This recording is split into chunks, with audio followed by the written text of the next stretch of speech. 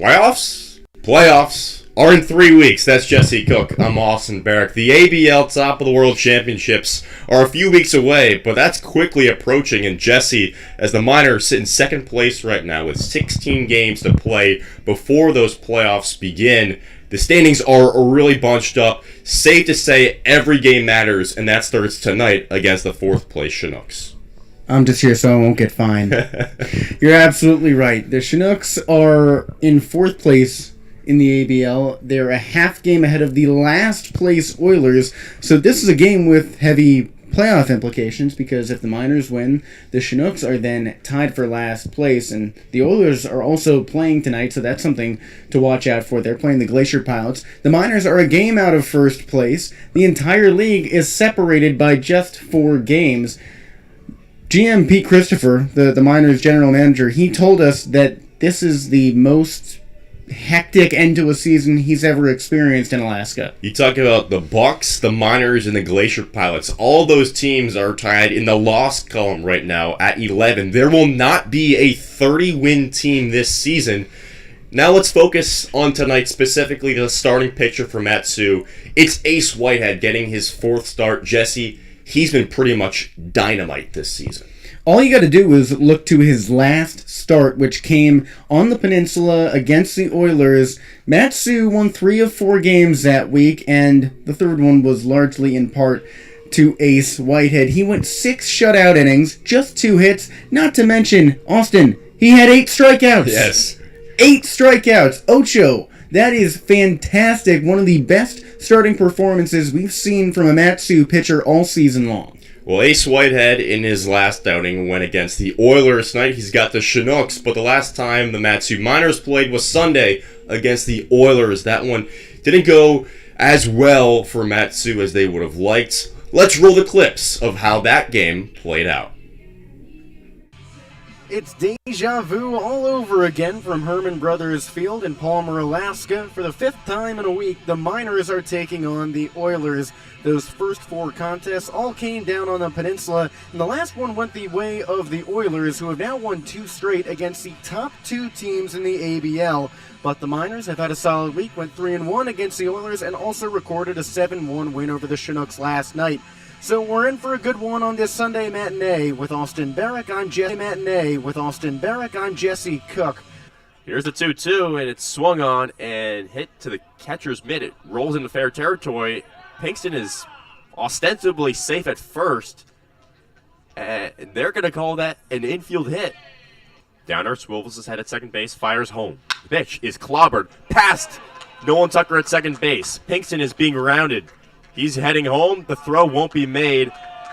And the Oilers are on the board first with a Nick Costello RBI single. It's 1-0 Peninsula. The pitch. Dribbler over the first base side.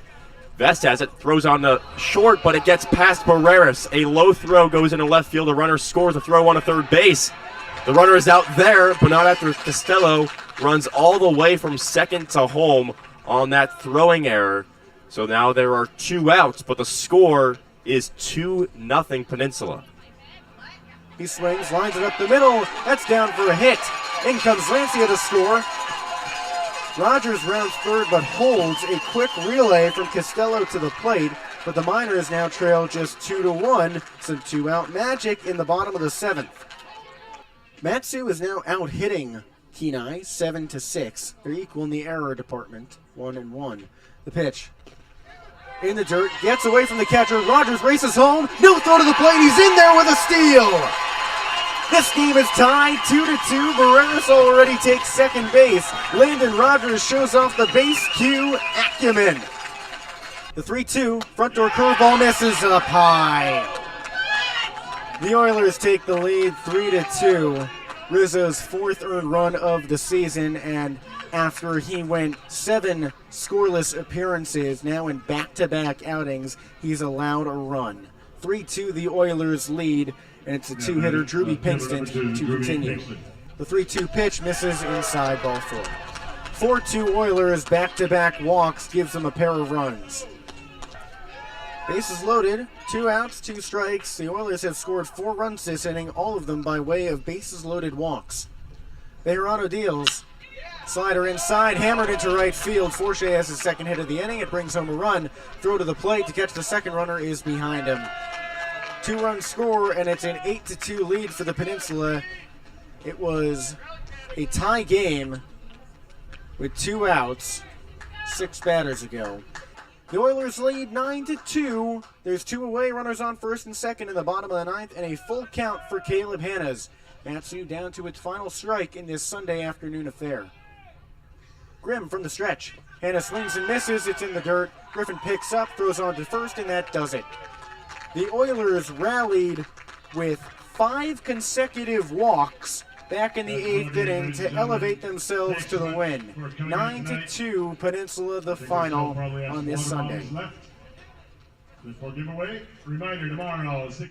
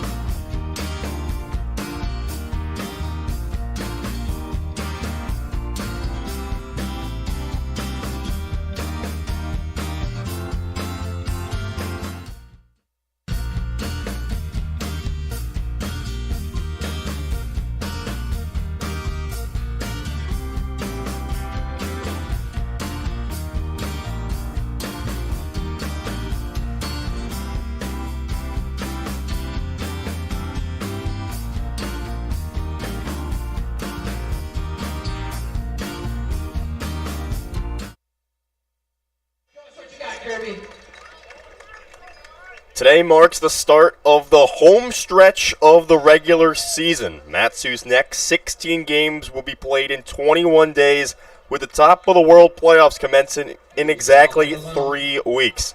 Tonight, separated by just 2.5 games, it's the second place Miners against the fourth place Chinooks at Herman Brothers Field. Alongside Jesse Cook, I'm Austin Barach. And let's get right into our starting lineups. On the hill for the Miners, ace, don't call him an ace, Whitehead. In the lineup, Caleb Hanna is in the leadoff spot. He's been the 9th spot most recently. Cooper Vest, Alex Vergara, Steven Lancia, Maddox Haley, and Caden Carpenter, your 2 through 6, as usual there. Landon Rogers at the 7th spot doing the DHing today. Emilio Barreras at short at 8. And welcome back to the lineup to Alex Thurston. He's in the 9th spot, letting Nolan Tucker have a day off. To the Chinook side, it's Austin Young, Ryan Leonasia. He's their best hitter. Ryan Callahan, Blake Wilhoit, Ryan Matheson. He leads the league in several categories. Not all of them you'd like to be leaders in. Tommy Rover at short. Ty Beck at first. Francis Segara. That's a new face at DH. And Brandon Broom in left field doing the pitching. For Chugiak is Noah Tincher. Austin, you're right about Ryan Matheson. I mean, the number that stands out to me first and foremost is those 24 strikeouts. Yes. The Miners have a few players, in Caden Carpenter, Sebastian Tomlin, and Alex Thurston, who have racked up strikeout numbers above 15, and that feels like a lot for this team, but Matheson's 24, that's just astronomical.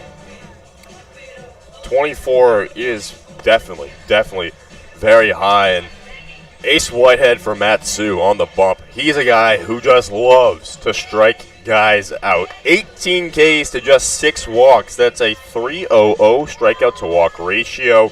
That is really, really good. In his 3 starts this season, he's got a 2.57 ERA, just a 1.29 whip. Yeah, Whitehead last time out struck out 8 batters in a shutout, 6 innings against the Oilers down on the peninsula.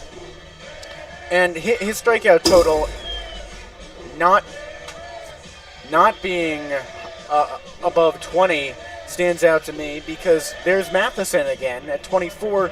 You know, only 9 pitchers in the ABL have struck out more than 24 batters. And Matheson is doing all that at the plate.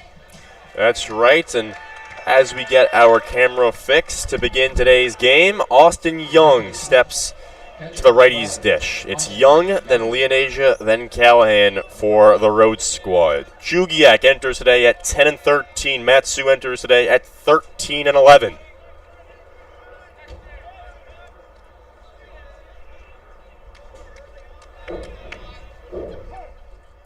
Whitehead to Young. Here we go. The lefty deals, and it misses low for ball 1.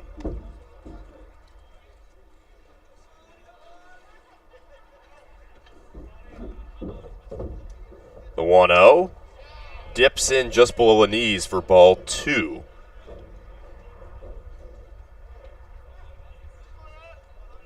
So Young this season out of Masters University bats .250, he's 17 for 68, and he slashes one to the backstop, making the count 2 balls, 1 strike.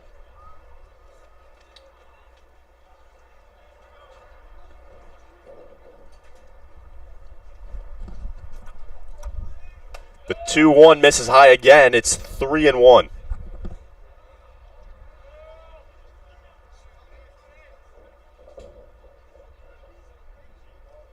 We apologize again for the camera.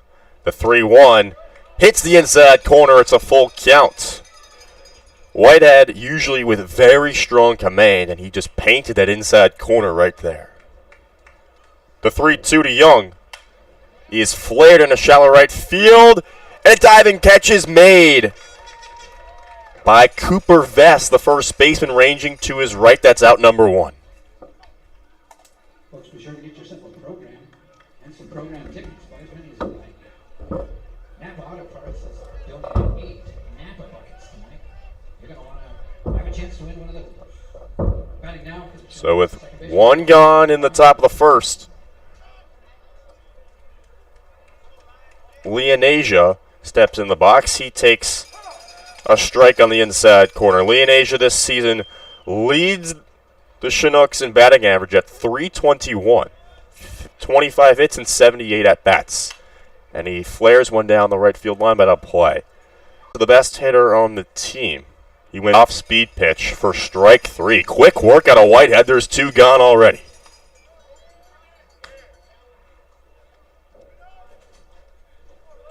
Now batting left fielder, number 25, Ryan Callahan.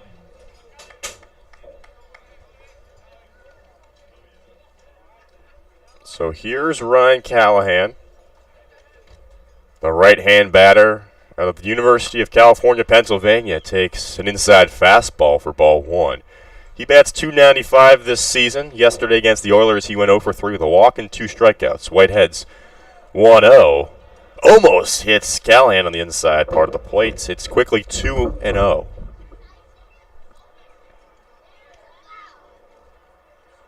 Whitehead's offering gets a cut and a miss on the outside corner out of Callahan. It's 2-1. Callahan here on Saturday went 1 for 2 with a walk and a run as he hacks and misses on another pitch. So it's 2-2. Callahan, with that 1 for 2 on Saturday, he's up to .412 against Matsu this season. Whitehead's 2-2 is slapped off the inside corner. An inside-out swing for Callahan keeps him alive. It's still 2-2.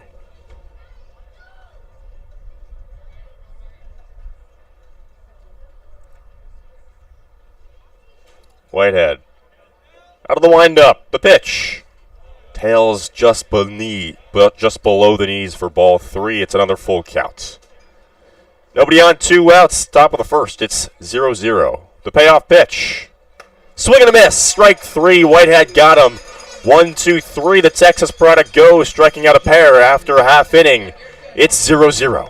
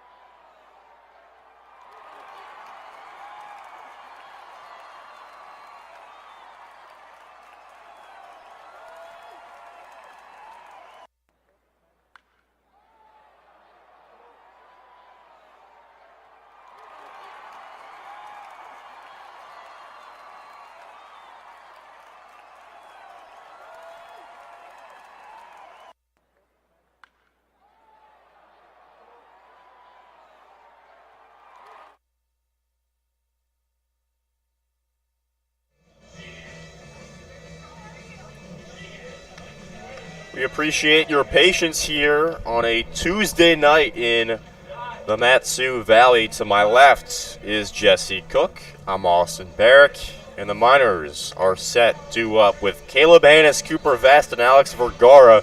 Nolan Tucker, as we alluded to, has the day off, so Hannes, his teammate at Valpo, goes from 9-1 in the batting order. And these guys are set to face the left-hand pitcher Noah Tincher out of St. Joe's, hometown of Hamilton, Ohio. And Tincher, well, he's not been good this season. In his 3 starts, get this, he's got a 21.32 ERA, nearly a 4 whip at 3.83. He's allowing opposing offenses to hit 379 off of him. So, for a team in the minors that has strung together many good performances at the dish recently, it fares in their favor. Tincher's first pitch skips in front of the plate for ball 1 to the right-hand hitting Caleb Hannes. Austin, you got that exactly right. I mean, Matsu a couple weeks ago was batting around the 208 mark, but now has boosted the team batting average to 247. That's a really great upwards trend, and it takes a lot of good bats. The 1-0. skips right in front of the left cleat of Hannes for ball 2. Hannes this season is batting .241, but he's hit safely in 7 of his last 9 games dating back to June 26th. The 2-0 from the lefty misses inside and low. It's 3-0 quickly. Tincher has 12 walks issued this season compared to just 5 strikeouts. That's a bad ratio. The 3-0 tags the inside corner for strike 1. Hannes has worked 9 walks on the year. He's only played the Chinooks once. That was on Saturday when he went 2 for 4. The 3-1 load inside. That's a walk, and Hannes is on board to begin the game for the Miners. Well, in the words of Billy Bean, or really I guess I should say Brad Pitt in Moneyball, he gets on base. Caleb Hannes has a .364 on base percentage, and that's his 10th walk of the year. So the middle infield shrinks towards second base with the runner on first. Hannes with a 3.5 stride lead. For Cooper Vest at the dish, the lefty matchup, and the first pitch gets by Young, the catcher, thrown at second base, sails way too high, backed up by Leonasia, though, the second baseman, but not before Caleb Hannes has himself a stolen base. That's the third baseman's second of the season.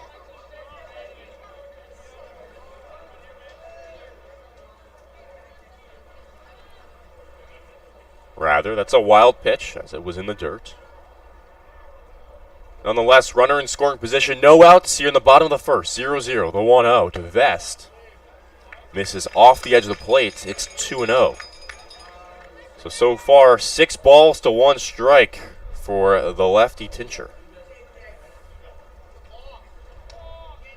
Vest batting .247 this season. 23 for 93. The 2-0, right down the middle for strike 1.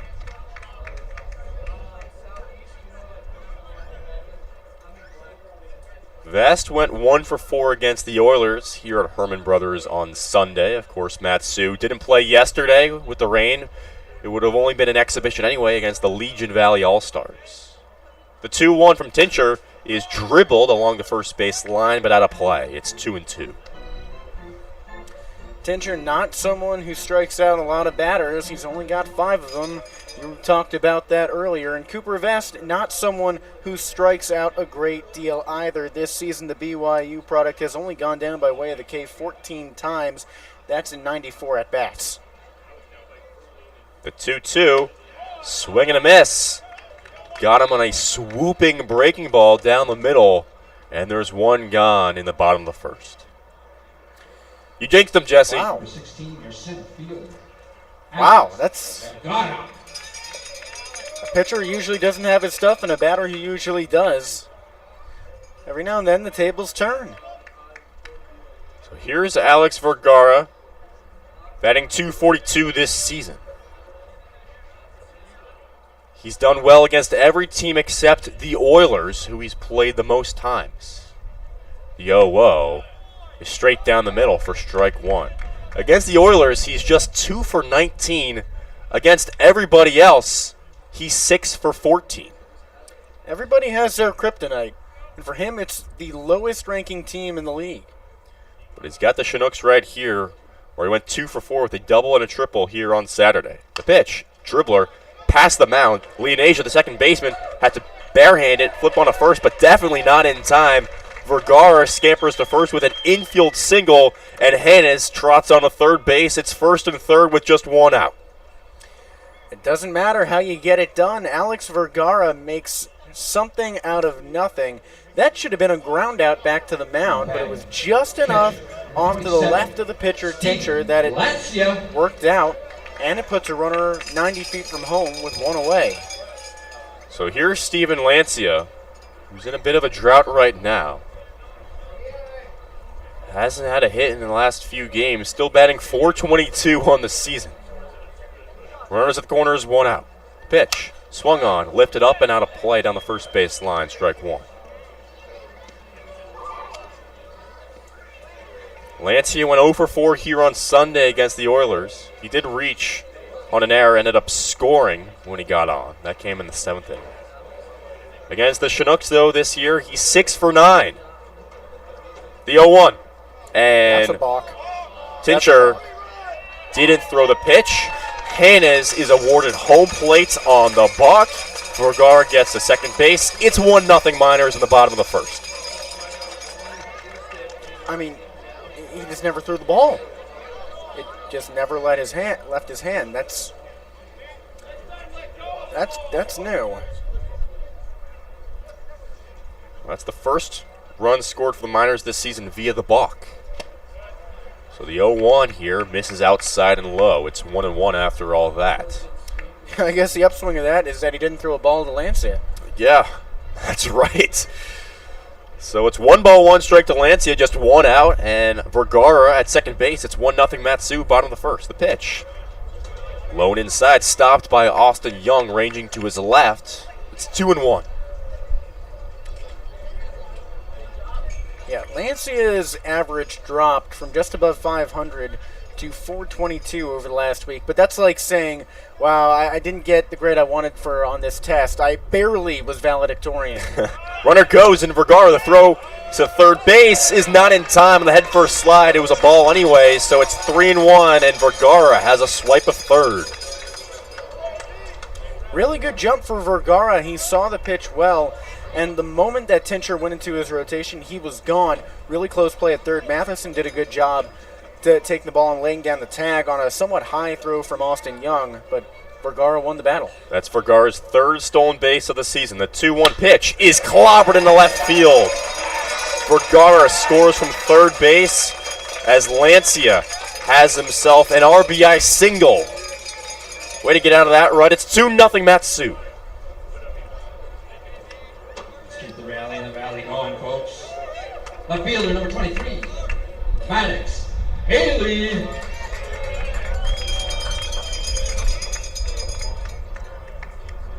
So Tincher, as advertised, struggling out of the gate here.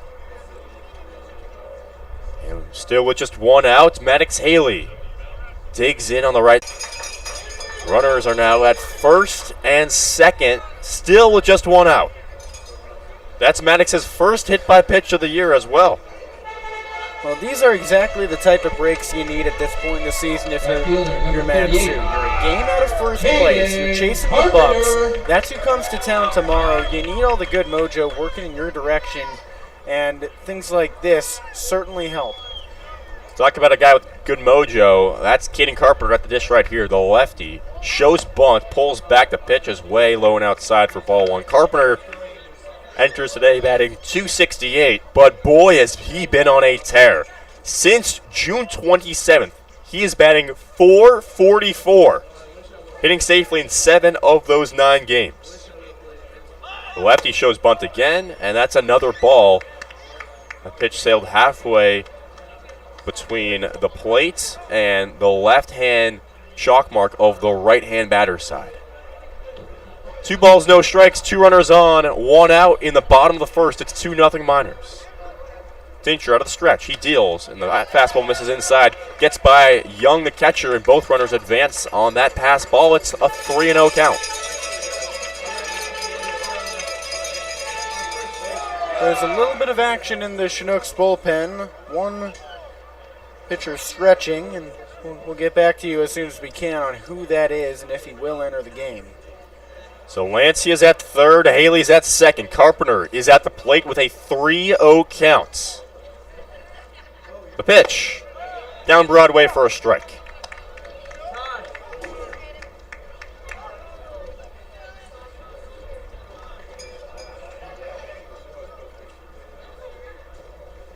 Carpenter went 3 for 4 against the Oilers last time he played. And that pitch sails just off the edge of the plate. That's ball 4. Caden Carpenter earns his 22nd walk of the year. He's now tied with catcher Austin Young on the Chinooks for first in the ABL. One of the trademarks of a good hitter is when he knows what not to swing at, and that sounds redundant, but it's very true. Carpenter has a very good eye at the plate. This prompts a visit to the mound between Tincher, Young, and the pitching coach for Chugiak. Runners are at every base. Lancey at third, Haley at second, Carpenter at first. Tincture hasn't retired a batter since striking out Vest 5 batters ago. He's now got to deal with Landon Rogers, the designated hitter. He's batting .278 on the year. That's good for third best on Matsu. Last time out on Sunday, Landon went 2 for 3 with a double, a run, and a walk. First pitch he sees today is slapped to the backstop for strike 1. Landon's been a clutch player for the Miners. You think about that doubleheader against the Glacier Pilots now more than 2 weeks back. He had more hits than he had his entire season in that affair. The 0-1 misses outside on a breaking ball. It's 2-0. Landon is 10 for 36 on the season, with 3 extra base hits. A couple of those came in that doubleheader affair. The 1-1 misses up high. It's a 2-1 count to Rogers.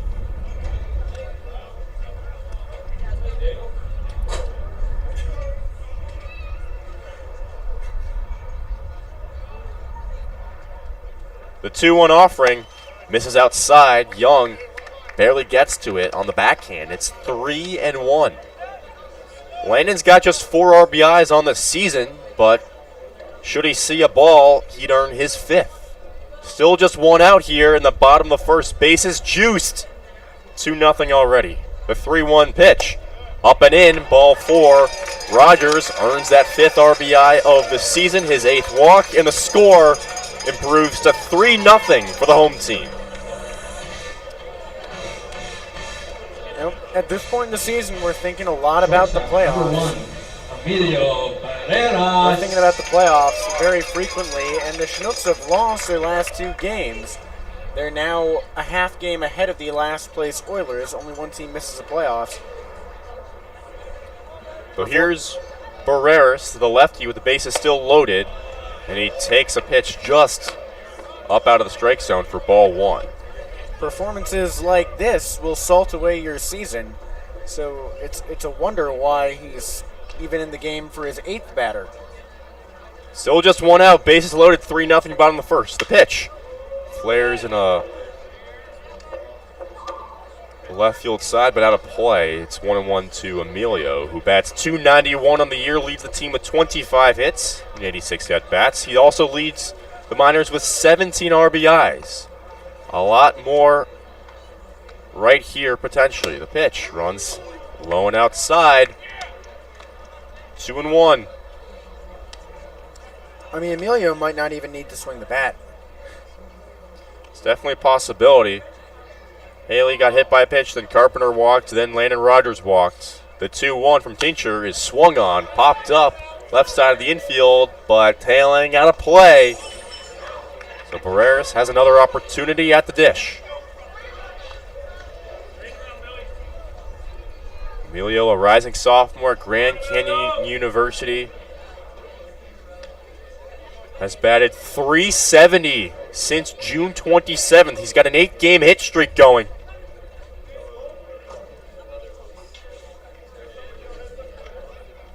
The 2-2 swung on and missed. Barach off balance, went to a knee, and Tincture earns his 2nd punch out and 2nd out of the inning. Well, Matsu knows this problem well. A pitcher can only throw a strikeout or a walk. That's bitten the Miners in games before, even against the Chinooks. So it's not an unfamiliar sight.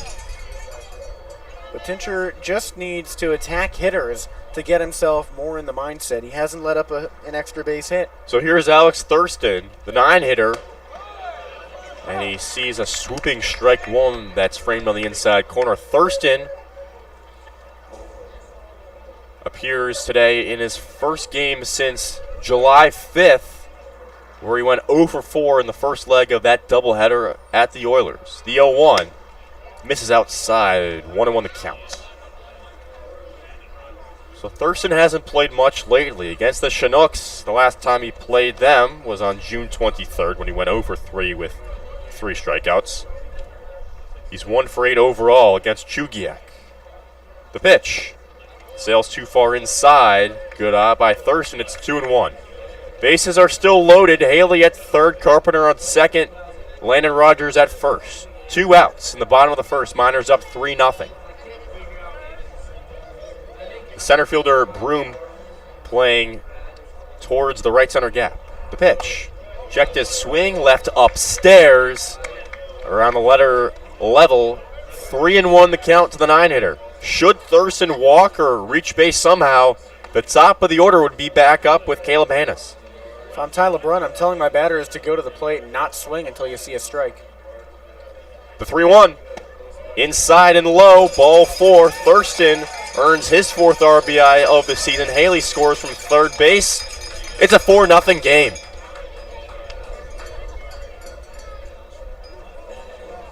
There is some action in the Chugiak bullpen. Now batting third baseman, number 7. Tall right-hander warming up. So for the first time this season, the Miners have batted around in the first inning. Here's Hannes. He walked earlier this inning, and he takes the ball inside and low.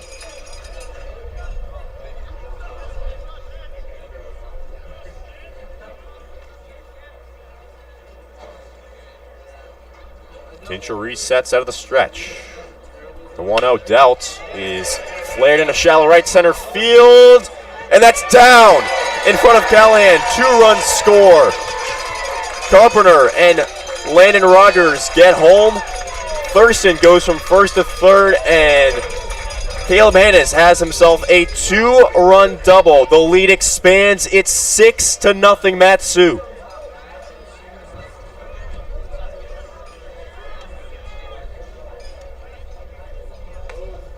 Batting first baseman, number 17, Cooper. Hannes doesn't usually hold the ball, but he saw a pitch he liked high and inside, and he crushed it. Great work. Another bloop double for Hannes, and there's 2 runners in scoring position still. It's now 6-0 with Cooper Vest at the dish. The lefty looks at a ball just below the knees. Well, it seems like forever ago when Cooper was the first out of this inning, struck out swinging on a 2-2 count. He'd certainly make up for that right here. The pitch drifts and stings the outside corner. It's 1-1 to Vest. Vest out of BYU, Tincher out of St. Joseph. 2-1, 2 out, 6-0, bottom of the first. The pitch. That one drifts outside. Ball 2, it's 2-1.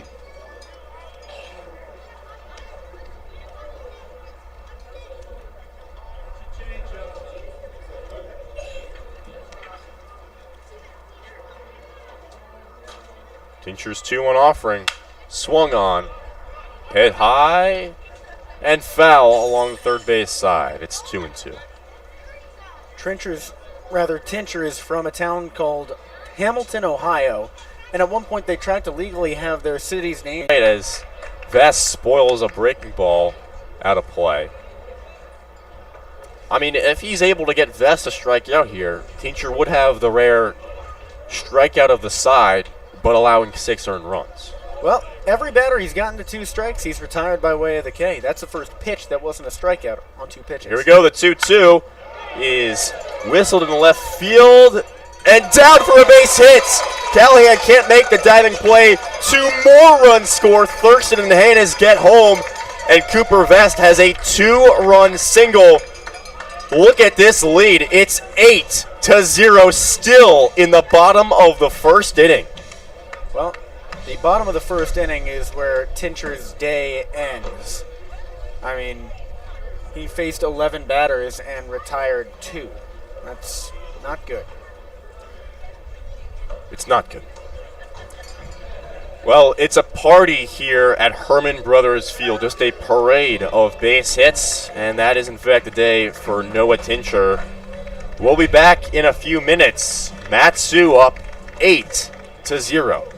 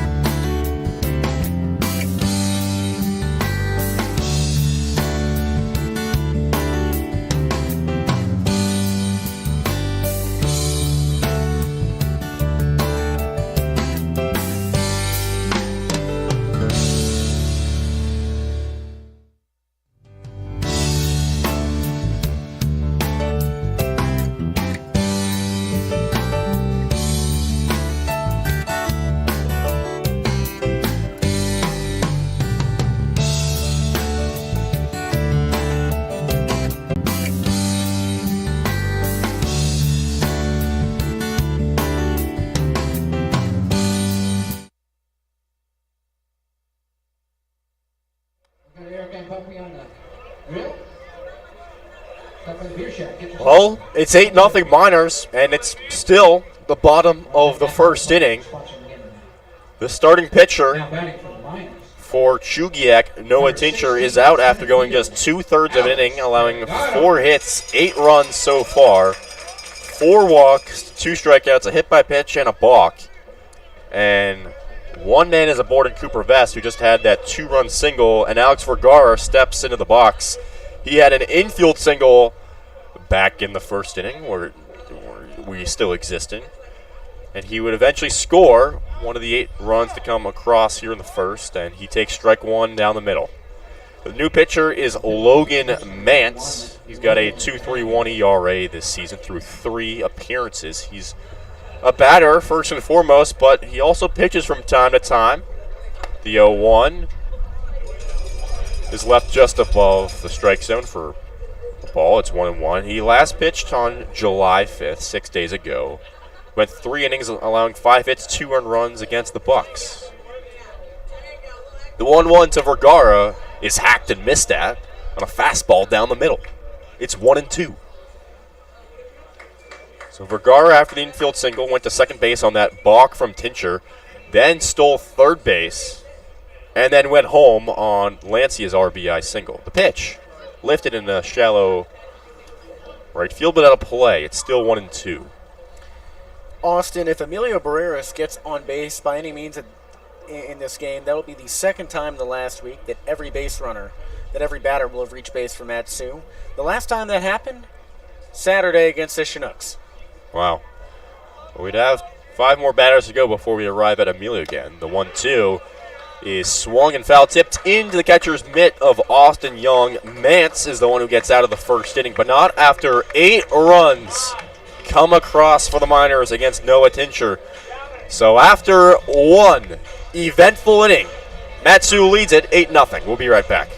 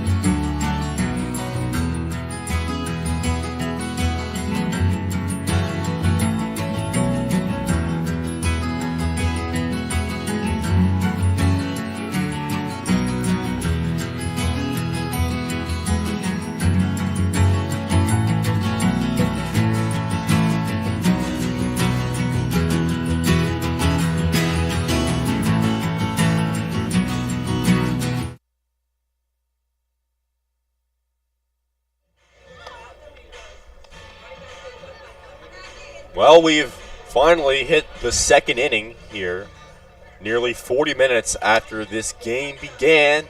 8 runs came home for Matsu in the bottom of the first. And Ace Whitehead, remember him, the lefty, about to deal with 4, 5, and 6 in the Chugiak order, and Blake Wilhoit, Ryan Matheson, and Tommy Rover. So here's Wilhoit out of Dallas Baptist University, batting .277 on the year. The lefty went 1 for 3 yesterday with a double against the Oilers. Also scored a run and walked. So lefty-lefty matchup in the second, and Whitehead misses outside for ball 1. Yeah, the load on Ace Whitehead's shoulders just got way easier. Oh, yeah. The 1-0. Dips to the ankles. It's 2-0. Whitehead had a 1-2-3 first inning. Got Young to pop out and got Leonasia and Callahan on swinging strikeouts. So Whitehead on the year as his 2-0 is fired right down the middle for a strike. It's 2-1. Whitehead on the year now is up to 20 punch-outs. Again, this is just his 4th outing. His 2-1 is clunked to the backstop. It's 2-2.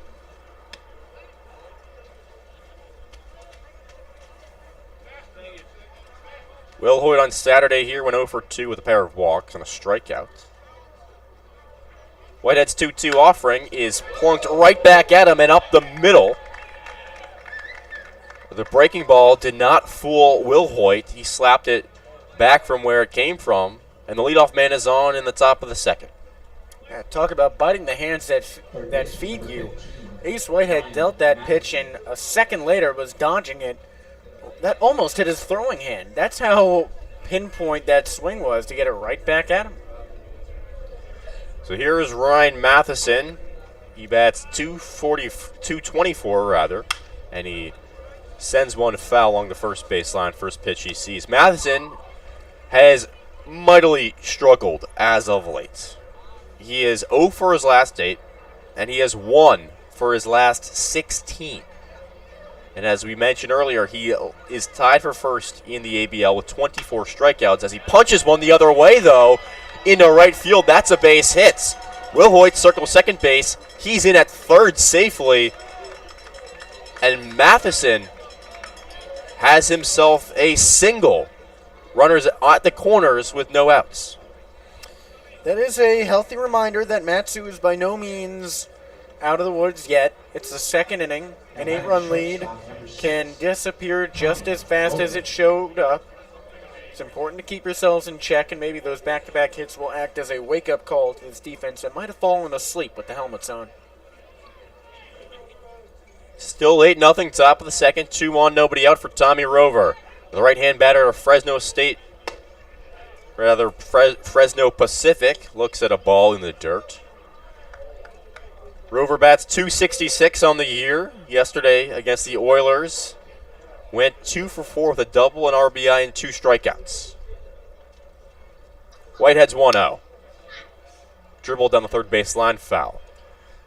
So the Oilers, they lost yesterday 3-1 against the the Chinooks yesterday lost 3-1 against the Oilers. But on the previous day, Sunday, Chugiak beat the Pilots 5-4. The 1-1 dips just above the foot. It's 2-1. Whitehead readjusts his hat, left hand and then right hand on the brim. Matsu wearing their camo tops, white pants, and that one is slapped at second base. Thurston on the one hop, flips to second for 1 on a first. That's a double play. Tommy Rover grounds into his 4th double play of the year, but a run scores from third base in that process. It's 8-1 Matsu. That's almost a positive if you're Chugiak, because you get the run. The double play is more valuable to the Matsu defense, but either way, an 8-run deficit just got somewhat shorter. Yes. Now it's a 7-run deficit as Beck mightily swings through the first pitch he sees. Beck at a Masters University, a rising sophomore at 6'3", bats 220 on the year. He's grounded into 4 double plays entering today. And he chops one foul along the first base side towards the Matsu dugouts. So it's quickly 0-2 to tie Beck, who struck out 15 times on the year. And against the Oilers yesterday, went just 0 for 1 with that one out being, well, a strikeout. Whitehead's 0-2, runs outside, ball 1. So the bases are empty, and there are 2 outs after that 4-6-3 double play by Tommy Rover. 8-1 here, Miners lead in the top of the second. The 1-2 from Whitehead is battered to the backstop, remains 1-2. Beck's struggles have continued against the Miners this season. He's just 2 for 16 in his 5 previous matchups. The 1-2, swing and a miss. Whitehead K's a Chinook to end the inning for the second time in as many innings. And after 1.5, It's 8-1 Miners. We'll be right back.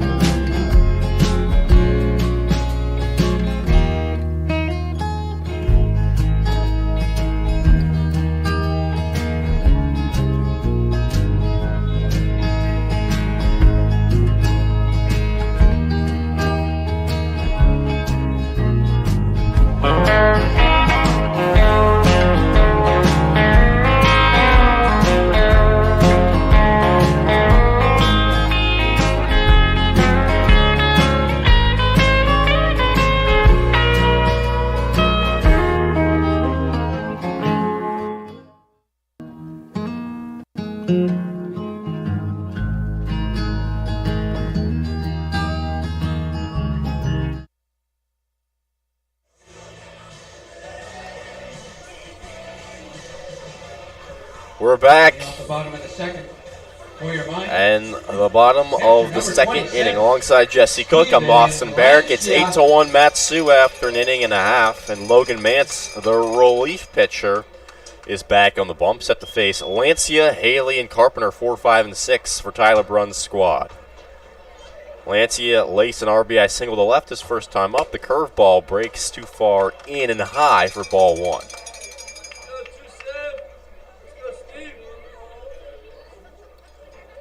Mance working out of the stretch. He deals, and it's popped up. Matheson ranges into foul territory. The third baseman makes a catch above his head for the first out of the bottom of the second. Lancia got jammed inside. He usually likes to drive those pitches that come up in on the hands, but just couldn't get around on it the right way and cut up. Number 23, Mannix Haley.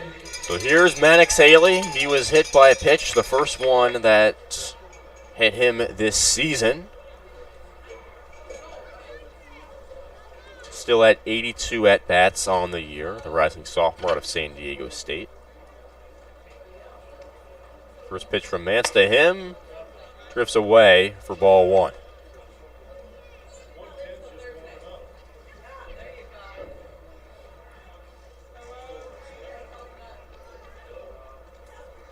Haley's ready. The 1-0 is slapped in the left field, but right at Callahan, who just has to take a step and a half in, and he made the grab for out number 2. 4 pitches, 2 outs. What a change that would be if that worked the other way. Your right fielder, number 38, Caden Carpenter.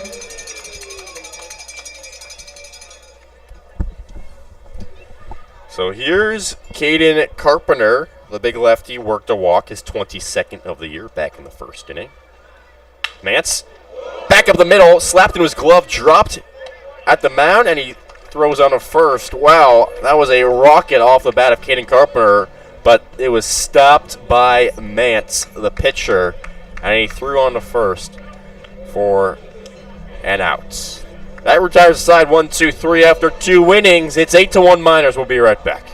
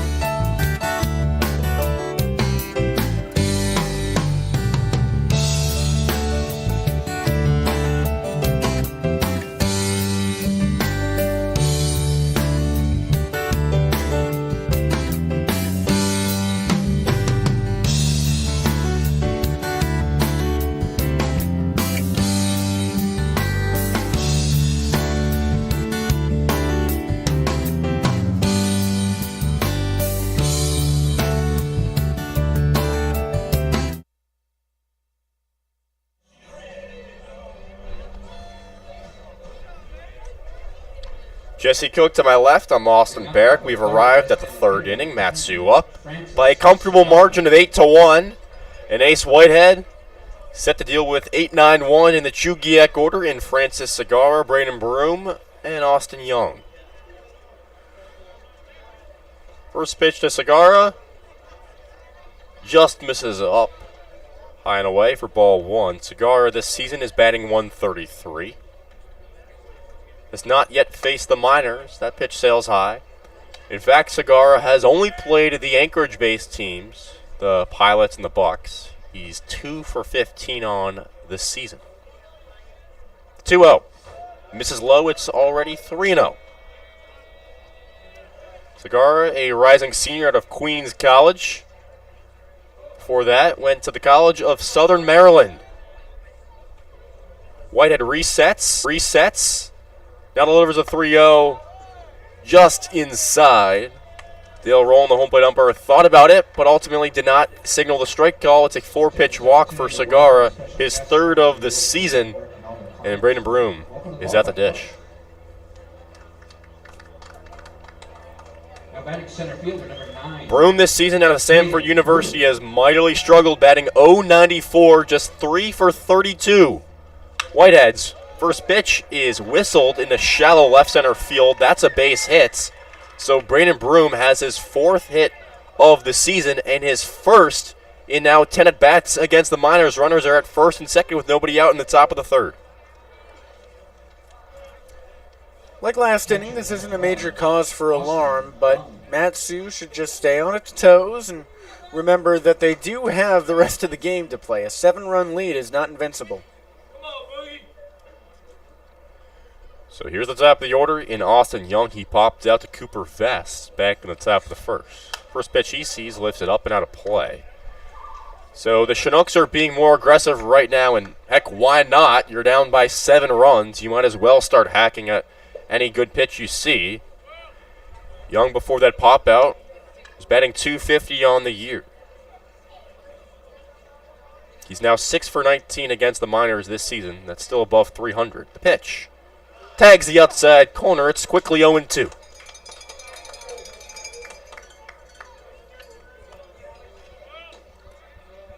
Whitehead has time as he faces second base and readjusts his hat. Now stares back at home plate. Left hand dangling, now resets in the mitt. His 0-2. Chopped back at the pitcher. Whitehead stabs it, throws to Barach at second. That's 1 out. That's a double play. 1-6-3, and Whitehead earns his second double play ground out of the game. 2 gone with a runner at third base here in the top of the third. What a play from Ace Whitehead. He barely gloved the ball and had the wherewithal to whirl around and throw to second. I'm surprised he didn't try at third. I thought he might have had a better shot at a triple play just given his angle, but still, a double play is great. Good athleticism out of Ace. Deals with Leonasia, and he chops one to short. Barrera's fielded at the ankles. Throws on a first high, but Vest is there for the outs. Chugiak goes down without scoring in the third after 2.5. Matsu 8, Chugiak 1.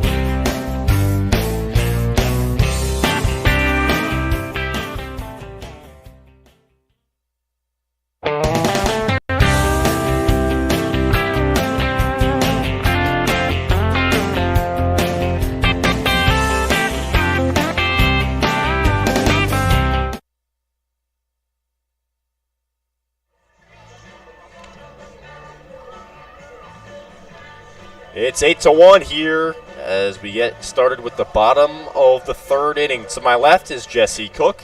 I'm Austin Barach.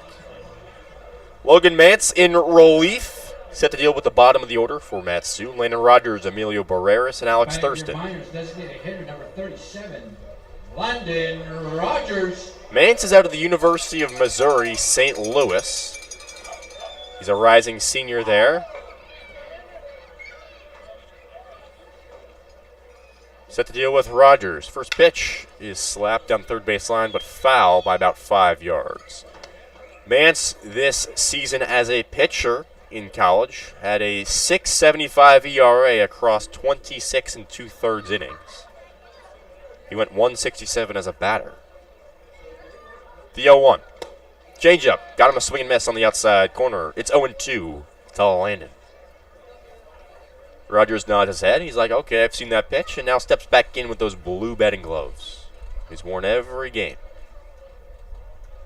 Mance is 0-2. Fastball popped up in the infield. Beck, the first baseman, ranges in. Called off by Austin Young, the catcher, and that one gets underneath his glove, and Rogers has another chance at the dish. Yeah, that was a classic case of miscommunication. I mean, it was almost like the exact opposite of Pete Rose in the 1980 World Series for the Phillies caught a ball that Bob Boone, the catcher, dropped in foul ground. It nicked off his glove, and Rose backed him up. That looked like the reverse, where basically those two were both trying to be the backup. Well, it's been that type of day so far for Chugiak. Miners up 8-1, bottom of the third, the pitch. Swung on in, sent out of play over the press box. Still 1-2. Nobody on, nobody out. The Miners enjoyed an 8-run first inning, scored 0 in the second. And now we're up at the bats again here in the third. The pitch. Too low, good eye by Rogers. It's 1-2.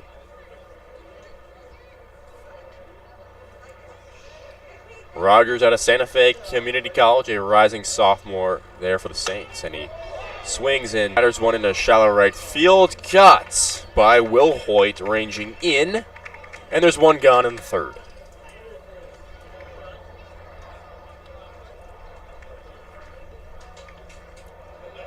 Now batting your shortstop, number 1, Emilio. So here comes Emilio Barreras. And as Jesse alluded to earlier, Barreras is the only Matsu batter to not reach base so far today. And he's only had one plate appearance. Yes. Emilio swings the first pitch he sees, grounds one sharply to Beck at first base. He bobbles, recollects himself, and runs over to first base himself for the second out of the inning. Okay, now he's at 2. Now he's at 2 plate appearances. So now it's in jeopardy for Emilio. Number 6. I mean, you're in the third inning. You're about to go through the lineup for the second time. That's the hallmark of a great team game. Well, that 9-hitter is Alex Thurston. He worked an RBI walk back in the first off of the starter, Tincher, and he takes ball one up high. Thurston, 5'10", 175, a rising senior. Set to be married next month. That's right. The 1-0 swung through it late on a fastball down the middle. It's 1-1. Yeah, big congratulations to Alex and his bride-to-be. Thurston, one of the kindest people on this team. The 1-1 breaking ball misses inside. It's 2-1. Thurston out of Valpo. Hails from Fowler, Indiana. Went to high school at Benton Central Prep. The 2-1 runs up and in. It's 3-1.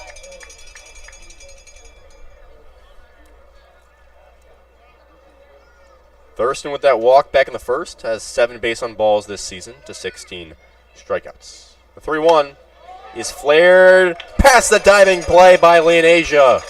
Gets into right field, and Thurston has himself a single. He had hit a week ago in that doubleheader, or less than a week ago in that doubleheader at the Oilers, and So that's back-to-back games with a hit for him, even though he hasn't played in almost a week. Really good on him because it shows how he can stay warm. Thurston is a guy who usually provides depth off the bench, but today, 2 for 2 with getting on base. He's checked on at first, back with a head-first slide, just barely safe. Thurston this season is 0 for 2 on stolen base attempts. So here's his teammate at Valparaiso, Caleb Hannes. Of course, Nolan Tucker the day off. Hannes is also 2 for 2 with getting on base.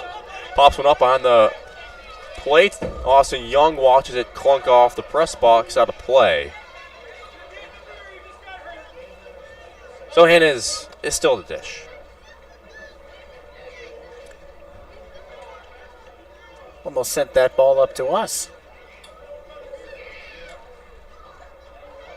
Well, I don't think that thud was as close as we thought it was.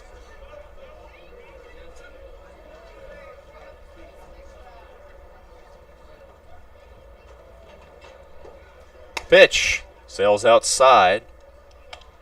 1-1 the count.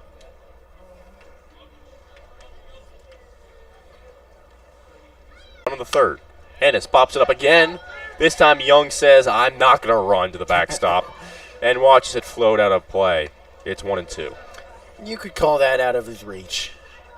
Yeah, just barely. Just a bit. It's a beautiful night for baseball here in the Matsu Valley. Low-hanging clouds. The pitch is drilled out of play. So we'll do this tango again. 1 ball, 2 strikes. The leadoff man, Caleb Hannes.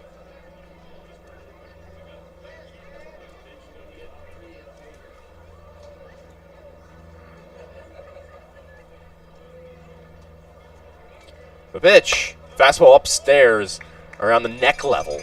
It's 2-2.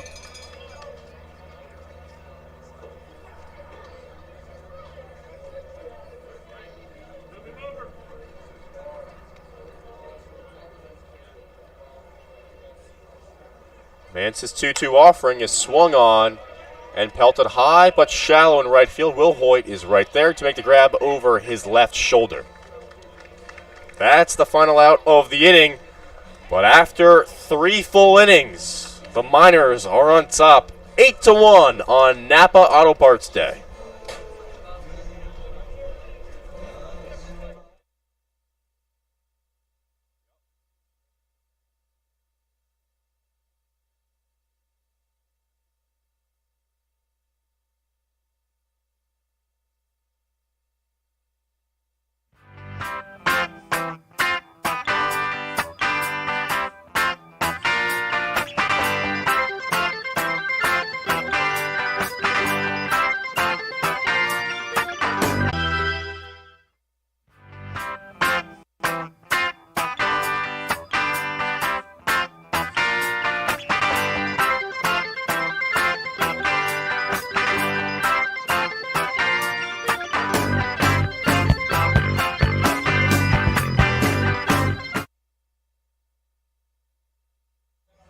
Ticket number 1995253. It's a big wide world and a big wide lead for Matsu at 8-1. Ace Whitehead has plenty of room to work with. His last start was a good one. He went 6 shutout innings. He's allowed 1 run today, but he does not have a whole lot to worry about.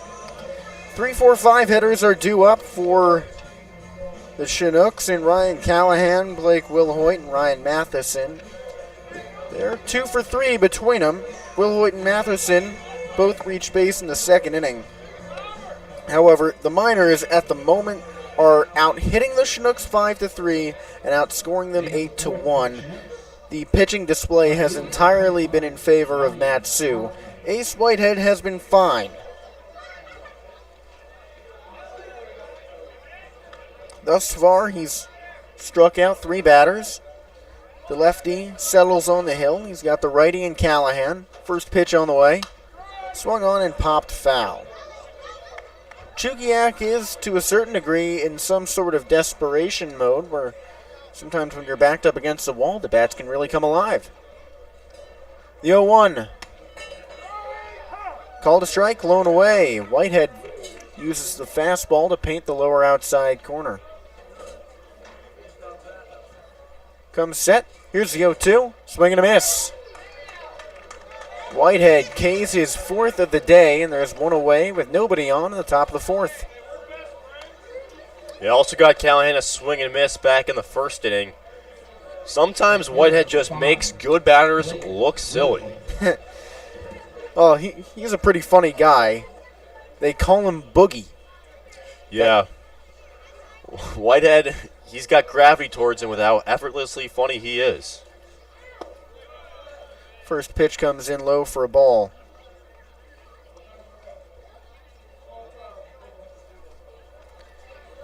It's Will Hoyt at the dish.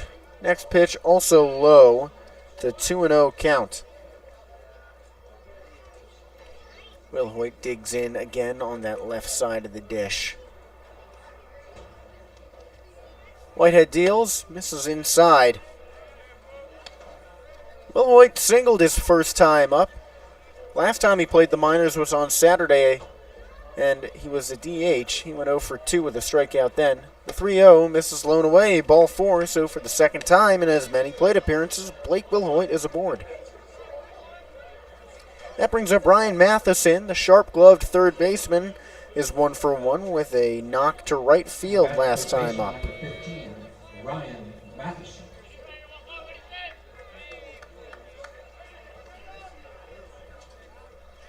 Last time on Saturday, he struggled with an 0 for 2 line. Throw over to first is late. Matheson struggled with an 0 for 2 line. Reached on a hit by pitch, though. He also struck out once, and that's something he's done 3 times against Matsu pitching. Whitehead deals. That swung on and ripped into left field for a base hit. Will Hoyt moves into second, and Matheson is aboard with his second hit of the game. One away, runners on first and second for Tommy Rover, who grounded into a double play last time up.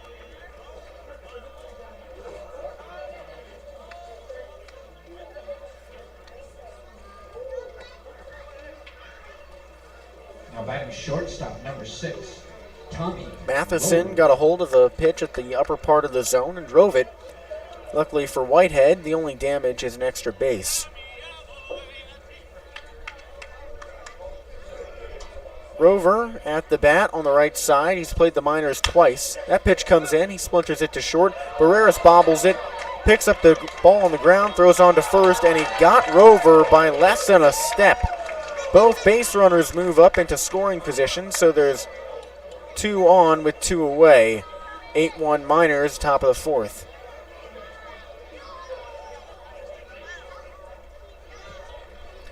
Brings up Ty Beck. 23, first baseman. He battled in his last plate appearance. Took it till the 5th pitch for Whitehead to retire him by way of the K. Lefty-lefty delivery here with runners on second and third. First base open. Boogie fires. The fastball licks the lower outside corner for strike 1.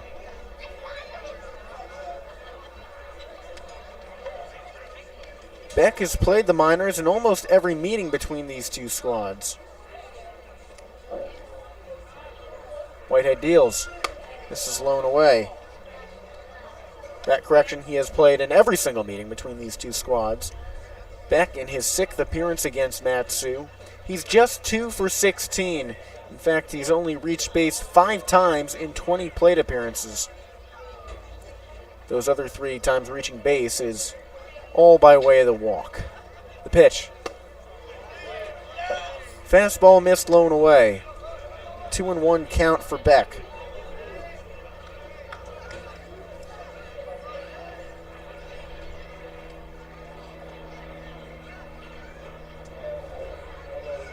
The lefty fires.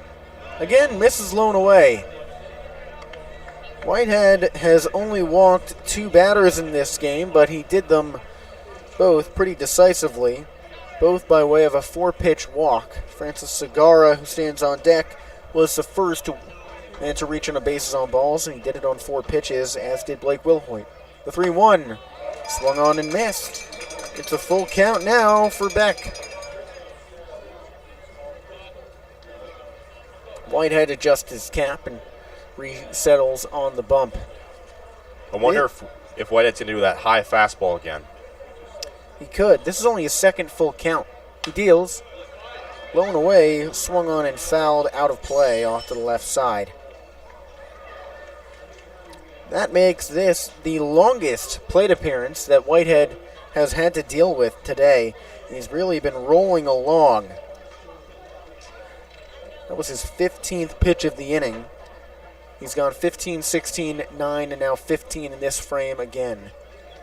He deals a 3-2, swung on and missed, blown away. Fastball had him behind the pitch, and so that does it for the top of the fourth inning. Ace Whitehead controls the last couple batters, and we move on to the bottom of the fourth. Matsu's got the 2-3-4 hitters due up in Vest, Vergara, and Lancia. We'll be back in just a moment.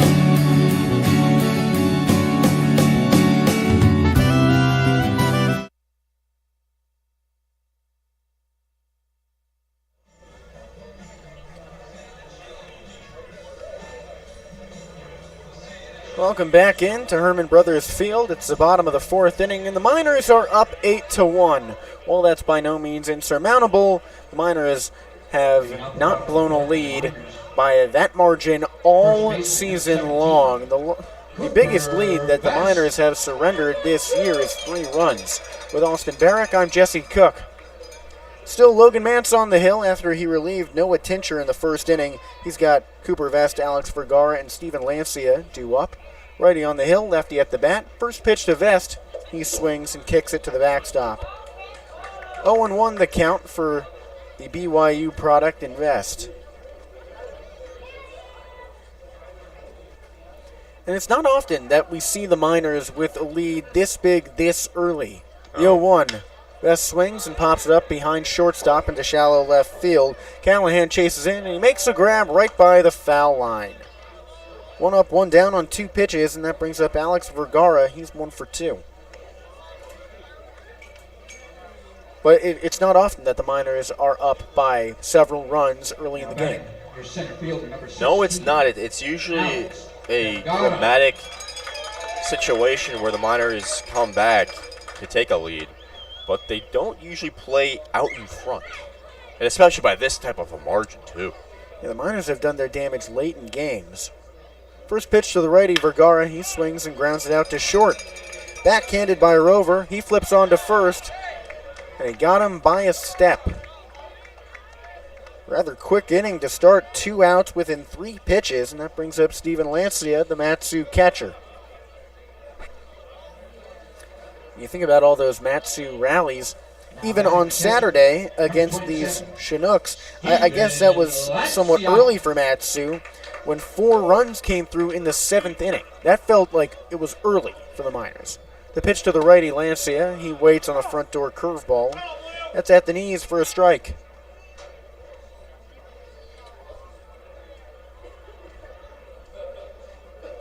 The pitch.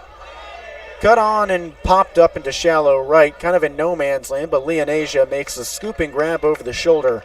1-2-3 goes the heart of the Miners' order, so the score remains 8-1. 5 pitches in that frame, and we move on to the top of the 5th inning.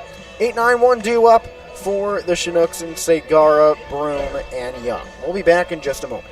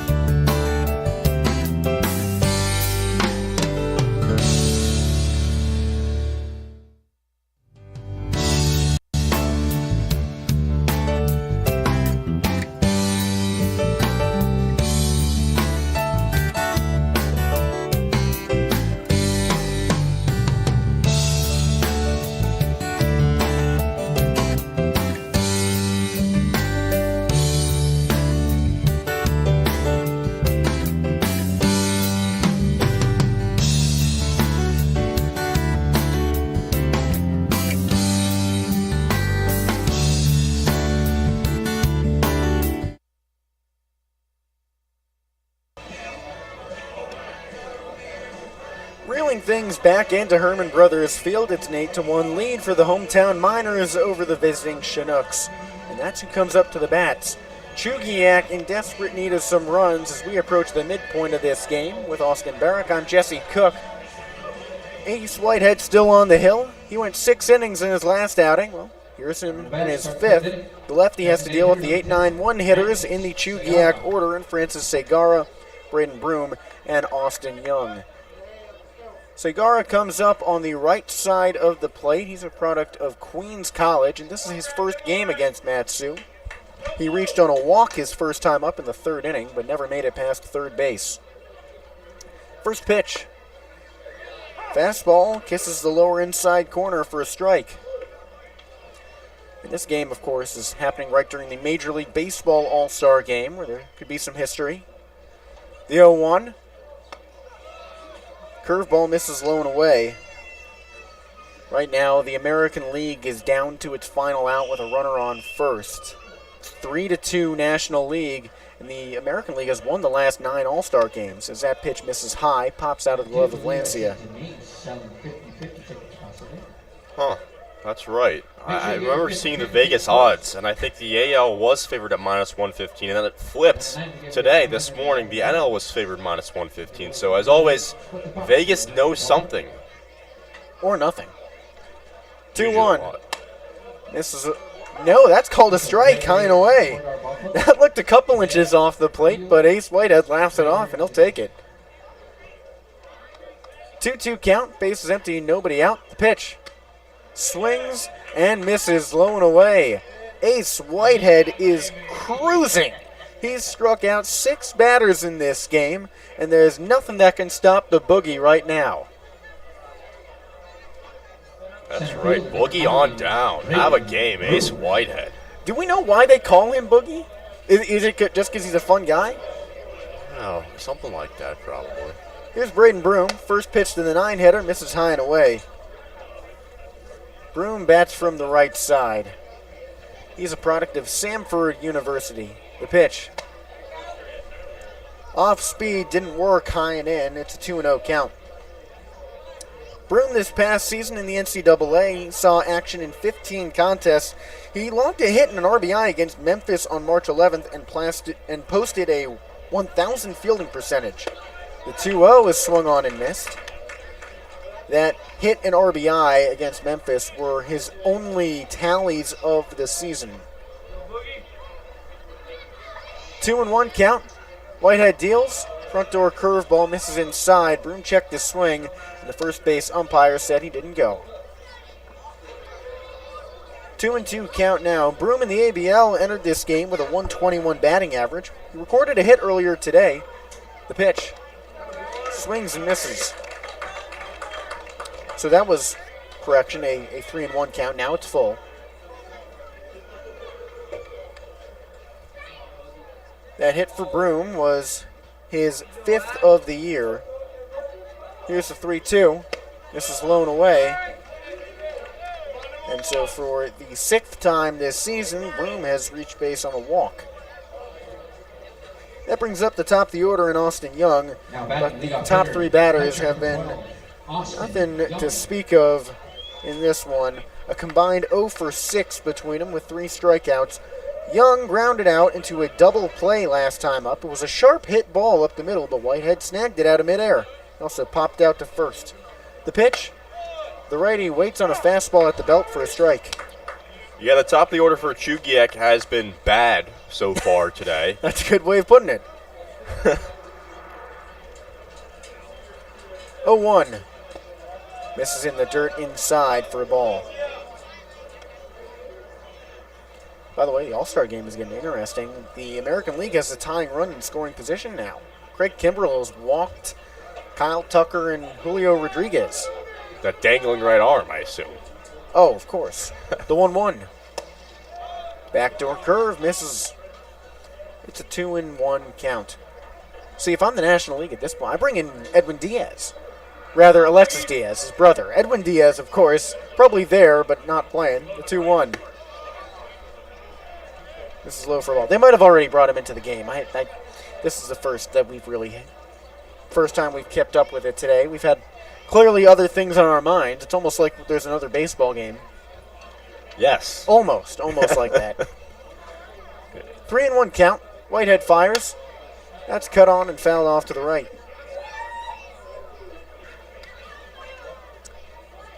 Alexis Diaz may have already pitched in this game. Kenley Jansen got in for the Red Sox in the American League. I think 1 batter. That's nice. The 3-2. Swings and puts it foul out of play again. So after Whitehead had not brought a batter to a full count since the leadoff man in the game, Young, back in the first inning, three of the last 4 batters have taken it to a 3-2 count. He deals, swung on and ripped into right field. That's a base hit. Broom rounds second, but he stops right there. Man on first and second for the Chugiak-Eagle River Chinooks, and that brings up the 2-hitter, Ryan Leonasia. Second baseman number 1. The second baseman is 0 for 2. He struck out looking his first time up, but in the last at-bat in the third, he struck a sharp grounder out to short.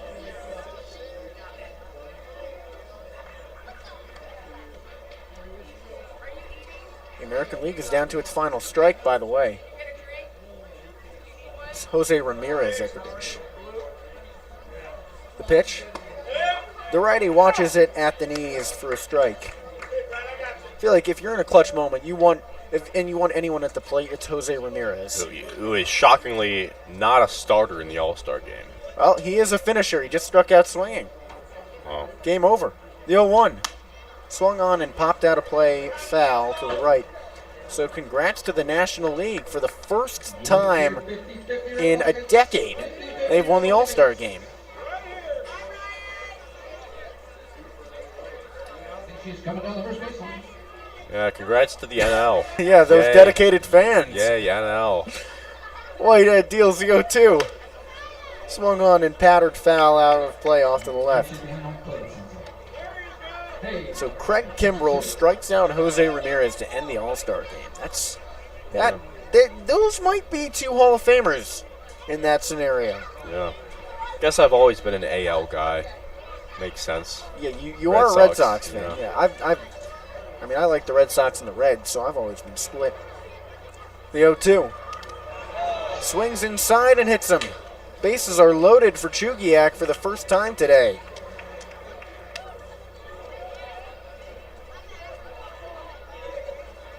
That brings up Ryan Callahan. It hasn't mattered how many people have been on base for him. He is hitless, 0 for 2. Couple of strikeouts, hasn't even made contact. Well, in fair play, he did foul off a pitch in the first inning. But besides that,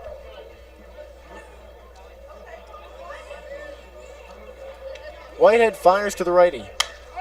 He swings and pops it out of play off to the right side. See, that was good pitch location out of Whitehead. Low and away from the right-hand batter. Can't do too much with that if you're Callahan. Here comes the 0-1. He swings and drives it to center field. Vergara on his horse looking over his shoulder in right center. He dives! Yes, he did! Alex Vergara made a leaping catch! That is the play of the year. It brings home a run for Chugiak on the sacrifice fly, but Alex Vergara just dialed up the number for SportsCenter and said, let me have the number 1 spot. He was parallel to the ground going backwards. That was impressive stuff out of Alex Vergara. Wow. What an athlete. He almost had a catch like that the other day. That was unbelievable. Vergara landed on his stomach, turned around in enough time to whip the ball back to the infield to hold the runner on second there. Pitching coach Steve Hecker makes a trip out to the mound to talk to Ace Whitehead. While there has only been 1 run's damage in this frame, Whitehead has struggled a little bit. He walked the second batter of the inning, then allowed a hit, then a hit by pitch, and then that long fly ball. So there might be something for him to work out. It's 8-2 Miners with 2 away in the top of the 5th. I'm still reeling. Alex Vergara did something I don't think we've seen anyone in the ABL even attempt. Well, if there was someone who could do it, it would be Alex Vergara. We saw him almost make a diving catch just the other day. So he has the athletic profile to do that, and wow, was that an impressive play. That was one of those where you're thinking, can he really do it, realistically? First pitch to the lefty, Blake Wilhoit. He checks his swing on a fastball low and away. Like, you watch the ball, you watch him run after it, and you're thinking, can he actually do that? Is it even possible for him to get there? For anyone else, the answer is no. The 0-1. Swung on, chopped out to first base. Vest fields it in foul ground, so it's no 2 count. I mean, Sebastian Tomerlin is a fast option in the outfield for Matsu. Caden Carpenter's got wheels. Tomerlin, of course, on the bench. Carpenter in right field. Maybe one of those guys gets there, but with Vergara, it's from the beginning. You're thinking, okay, maybe he could. It doesn't seem possible for anyone except him. Yeah, that'll help his WAR. Yeah, defensive WAR, sure. The 0-2. This is up high. There's 2 away, runners on first and second, a 6-run lead for the Miners. 8-2 the score here in the top of the 5th. Ace Whitehead, in his second longest appearance of the season. Prior to last week, he had at best gone 4 innings. The 1-2. Will Hoyt watches a fastball at the knees for strike 3.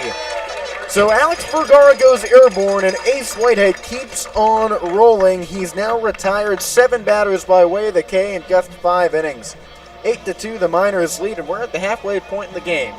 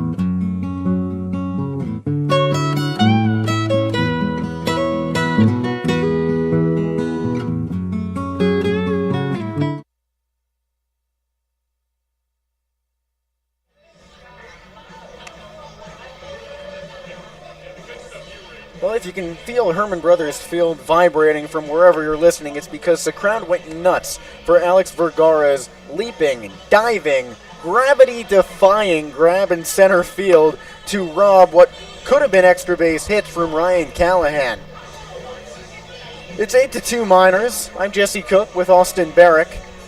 It's still Logan Mance on the hill after he relieved Noah Tincher in the first inning. Matt Sue has Maddox Saley, Caden Carpenter, and Landon Rogers due up in this inning, the 5, 6, and 7 hitters. Haley is a rising sophomore out of San Diego State, and he's searching for his first hit today. He's 0 for 1. He reached on a hit-by-pitch his first time up. He's been just about as good as they come in terms of getting on base this season. In all but 2 games, he's reached base. Ready matchup. First pitch. He watches a curveball dance backdoor for strike 1. Yeah, Haley started off this season with a 19-game on-base streak. The 0-1. Another curveball, but this one is too low. 1-1 count. He's also shown off the glove this season, working pretty well out there, although in past games he's been replaced on defense. The 1-1. Called strike at the belt, high and away. It's a 1-2 count. Haley has a very good bat, batting up near 300. He's one of the best on the team with that 268 batting average and a 344 on base percentage. The 1-2, swings and misses. He's been bitten by the strikeout bug a little bit much lately. He struck out yesterday. That's his 15th K on the season. That brings up Caden Carpenter, the Matsu right fielder out of Utah. But Haley has had a good glove. However, in recent games, the last 2 in which Matsu is leading after the bottom of the 7th, he's been replaced on defense in the outfield by Sebastian Tomerlin, who has arguably been one of the most reliable gloves in the league. First pitch to the lefty is up high for a ball. Caden Carpenter, he's got a great glove. Of course, none of these have the track record of Alex Vergara's diving grab. None of them have had the opportunity. The pitch misses low and away. We've seen Carpenter and Tomerlin show off the wheels on the base path, both of them with 4 steals this season. Actually, Tomerlin with 5, Carpenter with 4. But Vergara, he just read the ball really well and ranged over maybe 20 yards. That pitch is fouled off to the left. 2-1 count for Carpenter. He went 20 yards to catch a frozen rope over his shoulder. At least, yeah. It was tailing away from him, too. So, and you talk about the athletic profiles, the builds of these guys. Vergara is the best option to make a play like that. I guess so. 2-1 to Carpenter and misses high and inside. And Caden Carpenter, he is kind of an ideal athlete when you think about it. He was the number 3 prospect in Utah. Baseball wasn't his only sport. He played basketball and football as well, as did so many of these guys. The 3-1, he swings and lifts it foul off to the left side, way out of play. Full count for Carpenter. We talked about his strikeout struggles earlier in the game. He leads the team in Ks with 18. Has yet to strike out today. He also is arguably the most prolific player in the league when it comes to walking.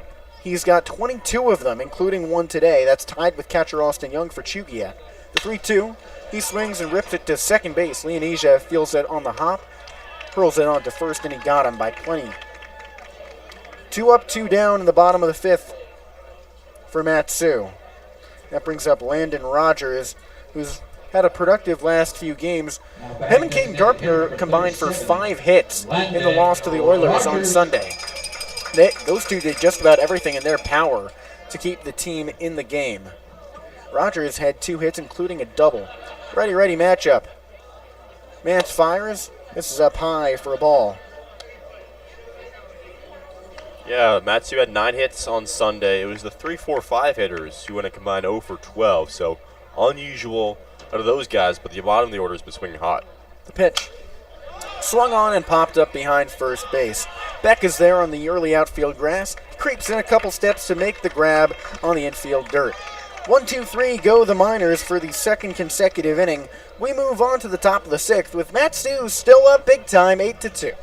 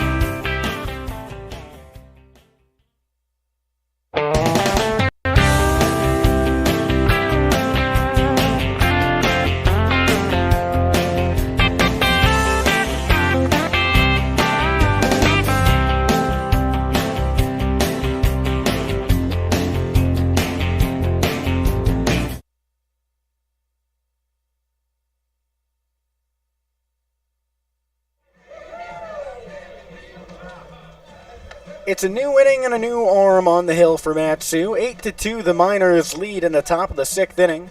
With Austin Barach, I'm Jesse Cook. Ace Whitehead's day is done, and Preston Shadowan replaces him, so you trade in a lefty for a righty. Whitehead was very strong. He went 5 innings, 2 runs, 6 hits, 3 walks, but he struck out 7. He exits with 84 pitches thrown. And Preston Shadowan comes onto the hill.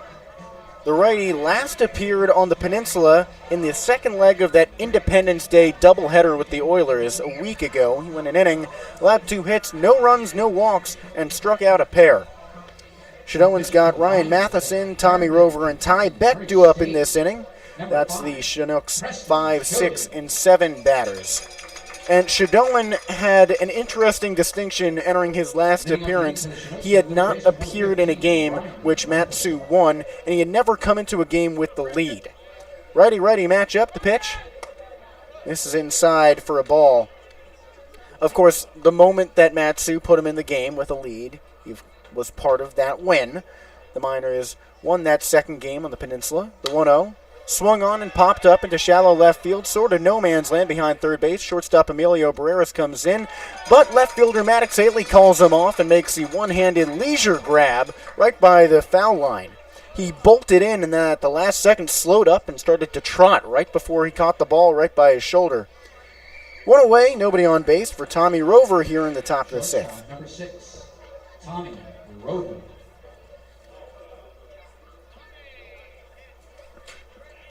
But Matsu won that game, 6-0. The pitch, Rover swings and fouls off the inside part of the bat to the third base side and just foul out of play. Shadowan was telling us that he felt like he was a bad luck charm for the team for the longest time. Turns out, Preston, it wasn't your fault, man. It wasn't your fault. Here's the 0-1. This is low and away. Yeah, how vindicating does it have to feel? It's summer baseball. These guys are pretty clear that they don't take it as seriously as the NCAA season. They're trying to have fun out here. 1-1. Fastball misses up high. Ball 2. But that does have to weigh on you a little bit, that you haven't pitched in a win. Mm-hmm. It has to. Keep in mind, Shadowan has only 1 loss. The 2-1. That's called a strike at the knees. That loss came as a result of him entering a tie game. Well, entering without the lead, his team tying it up, and then losing it. 2-2 pitch missed low and away, so it's a full count for Rover. And Lancia was ready to humming around the horn with that strikeout, but Rowland had other plans. That's right, Dale Rowland called it a ball. The 3-2, Rover swings, cuts it up the middle. Emilio Barrera stabs it shortstop on second base. He fires over to first, and he got him. So Tommy Rover is grounded out to second or short in every single at-bat today. A double play, 4-6-3, his first time up in the second. Then a ground out to short in the 4th, and another one here in the 6th. That brings up Ty Beck with 2 away, and the base is empty. He's 0 for 2 with a couple of strikeouts. Both of them came after fouling off exactly 1 2-strike pitch.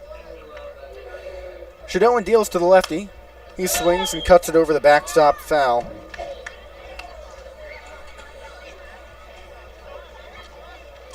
Beck against the Miners this season has just 2 hits and 18 at-bats. He's reached base only 5 times in 22 plate appearances. That's not exactly a charitable line for the first baseman. By contrast, he's batting .213 on the season. The 0-1. That's called a ball high and away. Beck has been a victim of 18 strikeouts this season in 61 at-bats. The 1-1. He swings and misses. Out in front of the changeup. Shadowan is a smart pitcher and a smart person. Did you know he was valedictorian in high school? What a guy. He's got that Hopkinsville High, shout out. That IQ and the baseball IQ. The 1-2. Not smart enough for the strike zone there, a 2-2 count. And not to mention, he was valedictorian while throwing upper 80s in high school. Still hovering around the 90 miles per hour mark. The 2-2. swung on and spiraled foul off to the left. And right now, he's got to use those smarts to strike out Ty Beck, who has already 2 strikeouts today, as you've mentioned. He struck out twice his last time up against the Miners and struck out once in the previous matchup. So he's working on 5 punch-outs in his last 3 outings against Matsu. Not exactly great for the batter. Shadoan deals. The 2-2 is swung on and ripped into right field. Ty Beck defies the odds and takes it out on the nerd. Well, sorry, Preston. Jinxed you. Yeah, that's tough, of course. But, yeah, good solid hitting by Beck, staying square with the breaking ball that got too much of the inside part of the plate. And for a lefty, that's a nice, easy rope into right field. I don't know Ty Beck's high school GPA, but that was... I feel like that had some academic revenge in it. Francis Segar at the dish. Righty-righty matchup. He deals, and it runs too far inside and hits him right on the hip. Segar has been at the plate 3 times today and has not needed to swing the bat. He struck out in the 5th. Other than that, it's been a walk and a hit by pitch. So there's runners on first and second for the 9-hitter, Braden Broom. And he's been a problem. He's got a hit and a walk with a run scored. Matsu leads 8-2 in the top of the 6th inning. And I called Shadoan the nerd because, he had a great GPA in high school, was valedictorian. But realistically, we're probably the nerds in this scenario, although my grades weren't all that great in high school. But we're the ones here keeping books and typing on computers and saying things, and Preston's doing the athletic stuff. Yeah, and Preston would have been saying things yesterday. He was scheduled to make an appearance in the booth with us, but the exhibition contest was called off. So many of these players were so excited to join us up in the booth. Righty-righty matchup. First pitch to Broom. And that's high and inside, got him on the shoulder. Matsu has had only 2 games this season in which their pitching staff did not hit a single batter. Shadoan has struck 2 in the last pair of pitches, and that brings up the top of the order in Austin Young. Suddenly, this situation has gotten rather dicey. The bases are loaded. Chugiak is down by 6 runs, and pitching coach Steve Hecker understands the gravity of the situation. He's taken a trip out to the mound to talk to Shadoan. And what if I told you that before today, Shadoan had 0 hit batters on the season? It's a little surprising. But again, 2 outs. So now you got to deal with Young, who's a good hitter in his own right, top of the order. But if Shadoan can get back to painting those corners like he can do so well, it just sometimes, like you saw on those last 2 batters, that fastball can tail a little too far in on a batter. That's right. It can really dance high and in. And Matsu has had a walk problem. They're second in the league in bases on balls, second in the league in hit by pitches, both behind the Bucks. 141 walks handed out by this pitching staff with 30 hit by pitches. And actually, it's 143 walks as of this inning. Austin Young is at the dish. He singled his way aboard last time up. The right-handed catcher is 1 for 3. Bases loaded, 2 away. The pitch. Called a strike, low and inside. On the other side of that token, Jesse, both of these teams entered today's game tied with 167 times being struck out this season at the plate. And they struck out each other equal number of times. The 0-1 is swung on and struck into deep left center field. That's a gapper. Down in front of the fence, it 2-hops the wall, picked up right at the foot of the wall, and 3 runs come around to score. Hello, ball game. It's 8-5, Matsu. A bases clearing double for Austin Young, and suddenly Herman Brothers Field is 3 runs more tense. It's a good way of phrasing it. Yeah, see a lead get cut in half just like that. I mean, there were 2 outs with nobody on just like 8 minutes ago. That's definitely a difference maker. The tying run is on deck in Ryan Callahan, but first Ryan Leonasia has to bring him to the plate. My philosophy is a game is never out of hand until it's separated by 2 grand slams. And this was an 8-run game. The pitch, the righty watches it low for a ball. It was 8-0 Matsu in the first inning. It was a game separated by 2 grand slams, but Chugiak has been inching back closer and closer. So it's very much a tight game now. The 1-0. This is low, skips away from Lancia to the backstop, and that moves over Young into third. That's the first wild pitch dealt by a Matsu arm today. Shadone was doing so well, but then Ty Beck fouled off a 2-strike pitch and followed up with a single into right field. And after that, something has been rotten for Shadone. He had 5 pitches to 4 batters. One was that hit to Beck. The next 2 were hit by pitches, and Young took a strike before sending that double into left field. The 2-0. Swings and pops it up behind second base. Alex Thurston is there on the shallow outfield grass, and he makes the grab.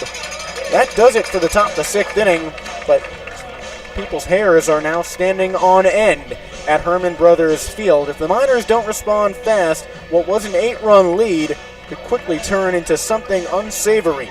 8-5, the Miners lead after the Chinooks bring 3 runners around on a bases-clearing double. We move on to the bottom of the 6th. Matsu's got the 8-9-1 hitters due up in Barreras, Thurston, and Hannes.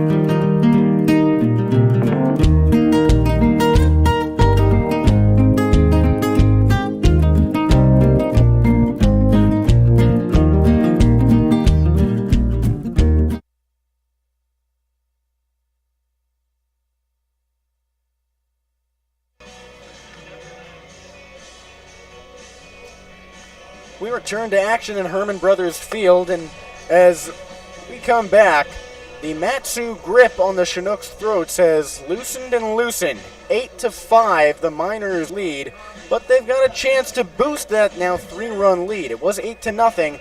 Now they're at the bats with the 8-9-1 batters. Emilio Barreras, Alex Thurston, and Caleb Hannes. They've got to deal with a new arm, though. Logan Mann's off, and in comes Shane Stefan for his 2nd appearance of the season.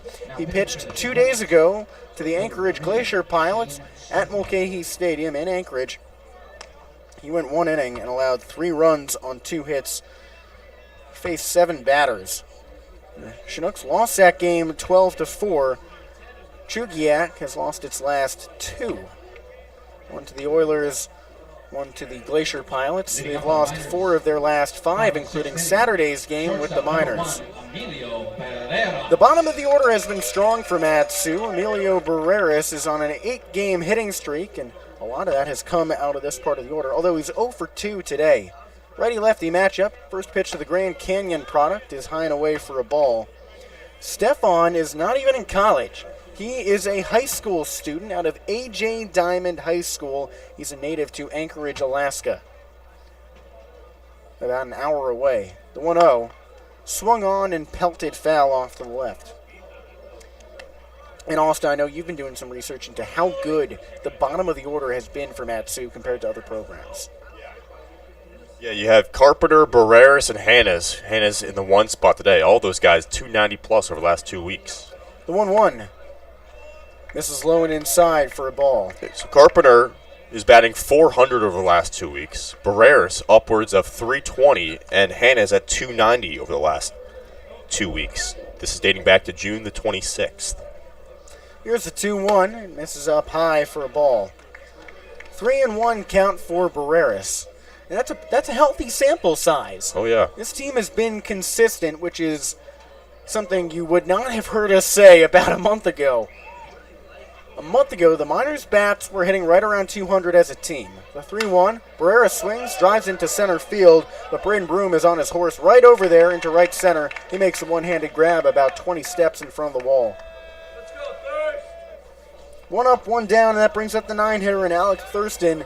He's 1 for 1. Had an RBI walk in the first inning and scored. And last time up in the third, he drove one into right field. Number 6, Alex Thurston.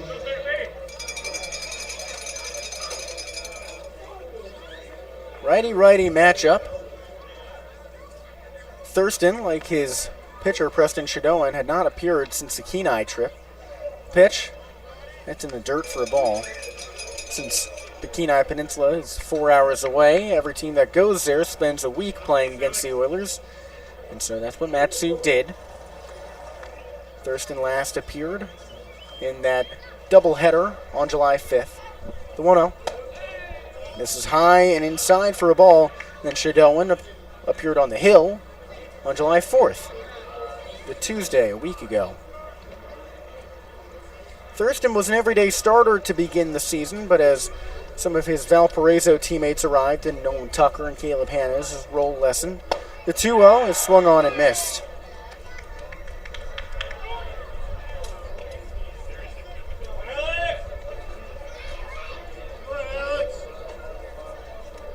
Two and one count for Thurston.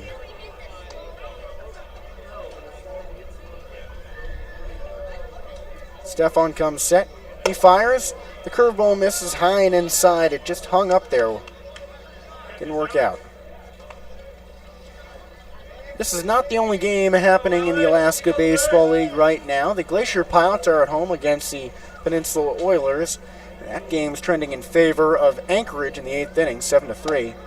Pitch misses inside to Thurston. He's aboard with his second walk of the evening, and that brings up the top of the order in Caleb Hanna's with one away and one on. And those Oilers games have rapidly become some of the most compelling in the league.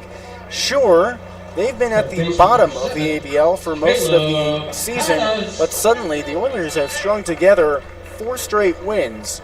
3 of them coming against the Miners and the Bucks, the top 2 teams in the league. First pitch to Hanna's. The righty watches it low for a ball. And this is such a tight playoff race. All 5 teams separated by just 4 games. Yeah, anybody can beat anybody on any given night, with the exception of maybe if you start a guy with an over 21 ERA. Well, you never know. The Chinooks have brought it back. That's true. I shouldn't speak that confidently. The 1-0 missed low and away. It's a 2-0 count for Hanna's. That's right, Noah Tincher started the game, and saying he struggled would be an understatement. He allowed 8 earned runs, going only 2/3 of an inning. The Miners strung together 4 hits off of him. He also walked 4 and hit 1. That's all of the damage for Matsu in the first inning. Chugiak has climbed back in bunches. He had 1 run in the second, thanks to a couple of hits and a double play that was just conveniently timed with the runner on third. 2-0 to Hanna's. Misses high and inside, 3-0. Then they waited till the 5th for their next run. That came as a result of a sacrifice fly that was overshadowed by the nature of the catch. Alex Vergara dove and went parallel to the ground for arguably the most athletic play this season in the ABL. That curveball catches the zone right down the middle for strike 1. And in the midst of all that, there was a runner on third, and Braden Broom tagged and scored. And then last inning, the threat grew a little more tense for Matsu because Austin Young came up with the bases loaded and battered a bases-clearing double. That pitch misses low and away to Hanna's, so he boards on a walk. And that's back-to-back bases on balls for the 9 and 1 hitters in Matsu's lineup, bringing up Cooper Vest, who's 1 for 3 with a 2-run single back in the first. Now batting at first baseman number 17, Cooper. After that first inning, the Miners have had just 1 hit. That was Alex Thurston's single back in the 3rd. That's right. This is the first time since the first frame that the M's have had a man in scoring position on second base. It shows that Logan Mance did his job in relief. Now it's up to Shane Stefan. The righty deals and misses up high. We have seen some electric high school talent come into the Alaska Baseball League, a division swarmed with D1 college players. Remember that first game with the Glacier Pilots back in the first week of June, Casey Uper debuted, and he was a high schooler. The 1-0, curveball misses low and away. Uper had joined the Glacier Pilots that day and was their starting pitcher. And he's not the only high schooler that the Miners have come up against. Stefan just the latest in a healthy crop of players. Runners on first and second, one away. The pitch swung on and popped up behind first base and foul ground. Beck is there with plenty of room, about 10 steps away from the warning track, and he makes a one-handed grab left of his shoulder. 2 away with 2 on for Alex Vergara, and the last time you heard his name, he was airborne. Made a diving grab over his shoulder after traveling more than 20 yards to track down a line drive into center field. We just said it. It was arguably the most athletic play we've seen this season, but undoubtedly one of the most impressive. It'd be extra cool if he could send a ball airborne off his bat. First pitch to the righty. He watches a slow fastball low and away. These pitches for Stefan hanging just around 85 miles an hour. Vergara is 1 for 3. He singled in the first, then struck out and grounded out after that. The 0-1. He swings and pops it up into shallow center field behind second base. Ryan Leonasia on the early steps of the outfield grass looks up and makes the catch. Matsu threatens with runners on first and second, but can't bring anyone around. 8-5, the Miners remain on top, but the Chinooks continue to knock on the door, ever climbing back. We move on to the 7th inning with the 3-4-5 hitters due up for the Fish, and Ryan Callahan, Blake Wilhoit, and Ryan Matheson, and a new arm for Matsu and the righty Vinny Bianchi.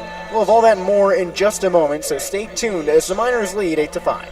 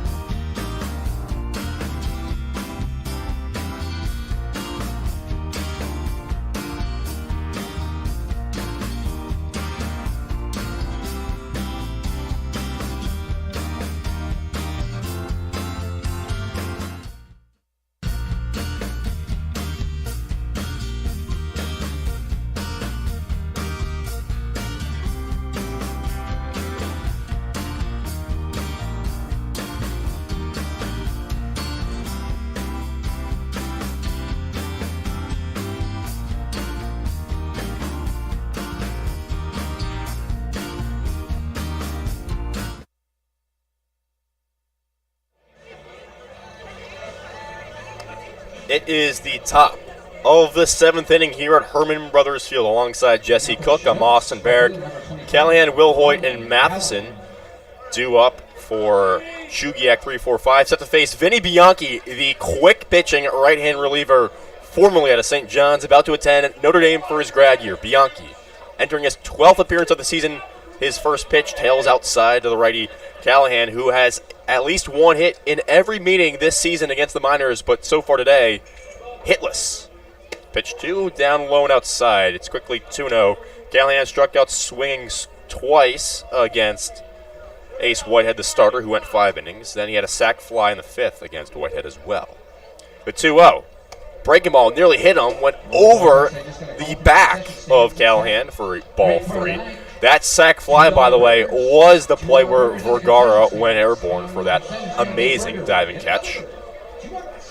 Bianchi's 3-0 right here. Fastball too far in, a 4-pitch walk, and Callahan is aboard to begin the 7th.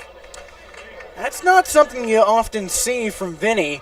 It's his 12th appearance. He's only now walked 13 batters in that time. He's got a very solid whip of 1.31. Very uncharacteristic start for the righty. Now pitching for the Miners out of Middleton, New Jersey, playing out of St. John's, number 29. Bianchi with a 1.74 ERA as well. So he's been Mr. Reliable out of this bullpen for Matsu. He'll depart this team on Friday for South Bend, Indiana. Out of the stretch, he deals. Fastball misses low to the left-hand hitting Blake Wilhoit, who today is 1 for 2 with a strikeout, a walk, and a single that came back in the 2nd. I mean, you called him Mr. Reliable. He's going to be such a tough loss for the Miners.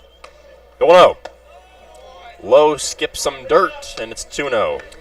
Vinny about to pursue that business degree with the Fighting Irish. He doesn't know if he'll play baseball yet. That's part of what this whole leaving early business is about. But they're starting classes for their grad program, so he's got to be back on campus. Well, not back on campus. Yeah, the 2-0 pitch dives low and inside, 3-0. So 1 on, nobody out, and Bianchi down 3-0 in this count right here against Blake Wilhoit.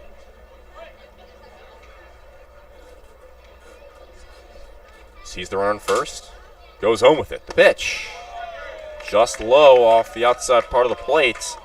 Back-to-back 4-pitch walks, and the game-tying run, believe it or not, is at the dish now in Ryan Matheson. And these 8 pitches, 8 balls calls for an infield meeting without a head coach. So a true players-only meeting, if you will, out in public at the mound. Scratch that. Steve Hecker read the room, and he's coming out there. So Heck said, okay, if all the infield's in, I might as well join in and on the fun and talk to Vinny myself. And Matheson, as we've talked about throughout this game, he struggled as of late, but today is 2 for 3 with a pair of singles in the 2nd inning and the 4th inning. Then he had a fly out to left field in the 6th. So he's at still hugging 24 strikeouts for the season, tied for most in the league. And Bianchi, after all that chit-chat, takes a moment to himself behind the bump, and now meanders back on the hill. By the way, there is some action in the Matsu bullpen. Ethan Like, the lefty out of Murray State, is warming up. He went 5 innings against these Chinooks to earn that win on Saturday. Yes, he allowed just 2 base runners just 3 days ago. So Bianchi versus Matheson. Righty-righty. Matheson shows bunt, pulls back on an inside pitch that he had to thrust his head out of the way for. It's 1-0. I wouldn't be too worried about that one. A lot of pitchers, their instinct when they see a batter show bunt is to throw high and inside, get them to pop up, or just work out of the box. The 1-0, no bunt showed, and that pitch sails right down the middle for a strike. Like, who's warming up in the bullpen, we compared him to Bianchi on Saturday for his longevity and reliability. Bunt showed. He did not throw it out, but he goes around, says first base umpire Aiden Sessler. And Bianchi is now ahead in the count, 1 ball, 2 strikes. That's an interesting one. Lancey had deferred out there to see if he kept the bunt up long enough, and Sessler said so. The pitch. Breaking ball just down and away. Count evens up at 2 apiece. Matheson this season does have 1 home run. That came on June 18th against the Pilots. A home run right here would tie up the ball game. Bianchi out of the stretch. Kicks and deals. The pitch. Front door curveball does not quite sting the inside corner according to home plate umpire Dale Rowland. It's a full count. You mentioned an idea of a home run. Visiting righties have only homered twice at Herman Brothers Field this season. So look at that. Bianchi's payoff pitch. Tags the outside corner. Matheson is frozen, and Bianchi shoves on a critical pitch. 1 gone in the 7th. That's the type of rebound you need to see if you're Matsu looking for something strong from Bianchi here. because you haven't seen him throw 8 consecutive balls before this season. That just hasn't happened. So that's very much a relief to see that whatever was going wrong worked out for that batter. Oh, yeah. So here's Tommy Rover. The lefty takes strike one down the middle. Rover today out of Fresno Pacific University, home of the Sunburns, is 0 for 3 with 3 groundouts, a double play in the second, and 2 groundouts to Barach at short in the 4th and 6th innings, respectively. Bianchi's 0-1. Outside on the curveball, 1-1. So back to Ethan Lyke, who's warming up. We compared him to Bianchi because they're the only 2 pitchers on this Miners roster who have appeared in 10 games or more. So that type of reliability is clutch, especially for a long reliever. Oh, yeah. The 1-1. Slung to the backstop. Foul ball, so it's 1 ball, 2 strikes to Tommy Rover with 2 on and 1 out. Miners up 8-5 here in the top of the 7th. We talked about this with another reliever, Larry Westall, who threw on Sunday, that relief pitchers in the Alaska League are really put through the ringer. They are. Inning after inning, the pitch. Tails up and outside. Ball 2. 2 balls, 2 strikes to Tommy Rover. I mean, Bianchi last pitched on Sunday. Like last threw on Saturday, it's not a whole lot of rest for still developing arms. The 2-2. Swing and a miss. He got him on a pitch in the dirt. And after back-to-back walks, Bianchi has back-to-back punch-outs. There are 2 gone in the 7th. What a confidence boost that is for Matsu. And it really must just put water in the socks of the Chinooks. They are so downtrodden after a hot start to the inning that didn't require any work. 4-pitch walks. Now they're sort of stifled with back-to-back strikeouts. Water in the socks. Imagine Chinooks with socks. The pitch to Beck. Tails in for a strike in the outside corner. How would a fish wear a sock? That's It's what like I'm how would a dog wear pants? Around all 4 legs or around just the back 2? How would a Chinook, would it put 1 on each fin? I don't know. Bianchi's 0-1 does not quite hit the outside corner. He says, where was that pitch? Roland says, just outside. Bianchi says, okay, it's 1-1. How big is a Chinook? Is that like a king It's salmon? big, yeah. That's like king salmon? In that Kenai Museum, it showed the That's different right. types of salmon. The Chinook was the largest one. The 1-1. Swung on, roped in the left field, over the head of Hannah's the third baseman. Here comes 1 run, and that RBI single off the bat of Ty Beck has made it an 8-6 ball game. Clutch work there for Beck. That's hits in back-to-back at bats, and he drives in a run for the first time today to make this a 2-run ball game. Not only is he tying run aboard, but the go-ahead run is at the plate. And the Chinooks, who have scored in 4 separate innings today, 3 consecutive frames, are just roaring back. Still runners on the first and second with 2 outs. It's now an 8-6 game. The pitch is flung shallow and out of play. Couple strides in front of the first baseman, Cooper Vest, in foul territory. That swing was off the bat of Francis Segarra, who is 0 for 1 on the day with a strikeout, a walk, and a hit by pitch. So he's had an interesting day at the dish for sure. Began the affair just 2 for 15 on the season. His first game here against Matsu this season. The 0-1 inside, 1-1. Now, Segarra's barely gotten to swing the bat today.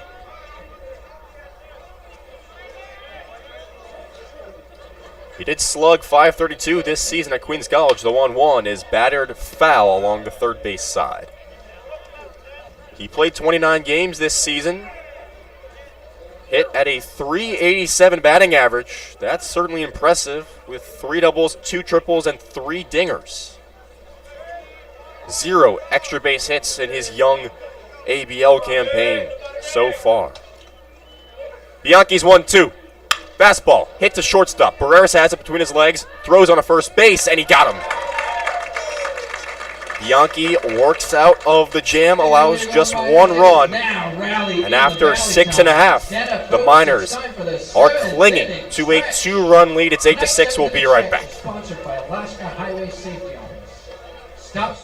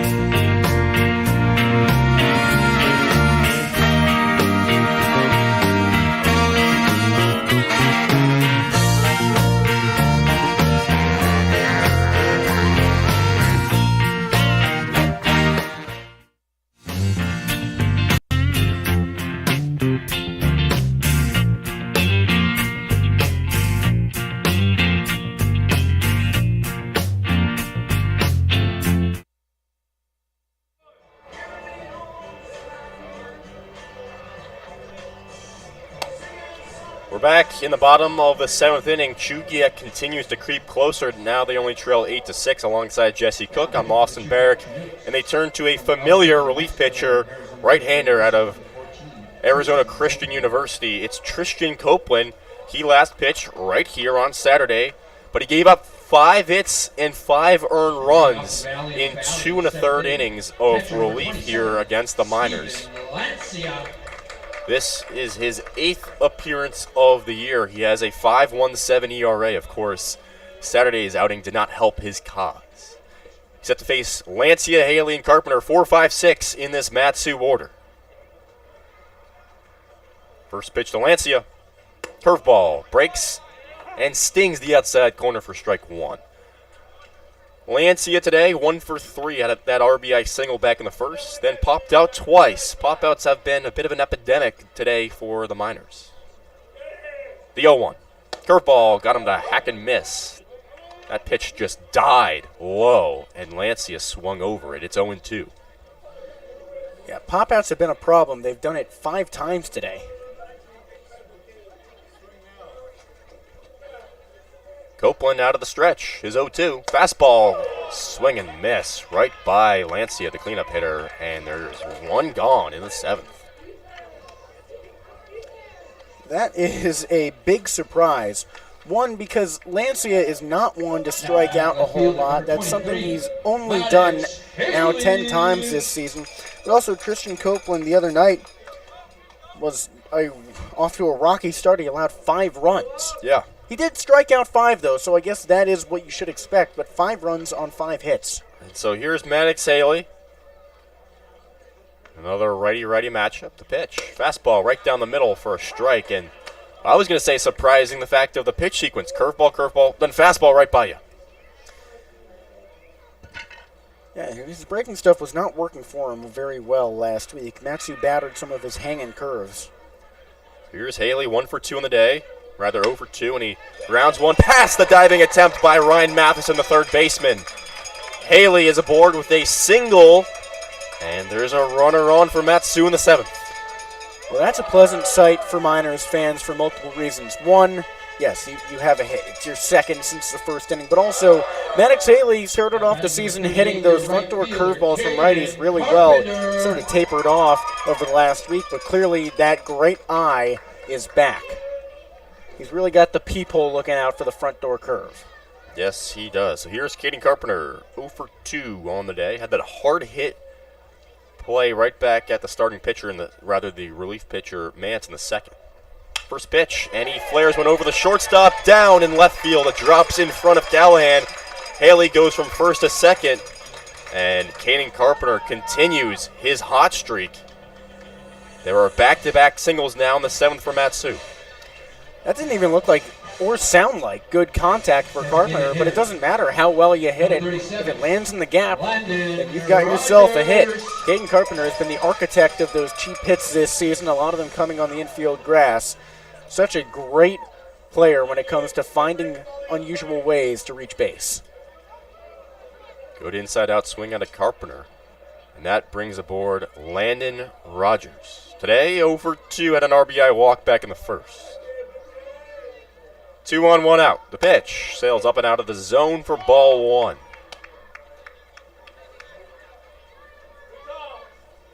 Landon has only appeared twice before today against the Chinooks. This is the 6th meeting between these two teams this season. Was 1 for 4 before today. The 1-0, lone inside. It's 2-0.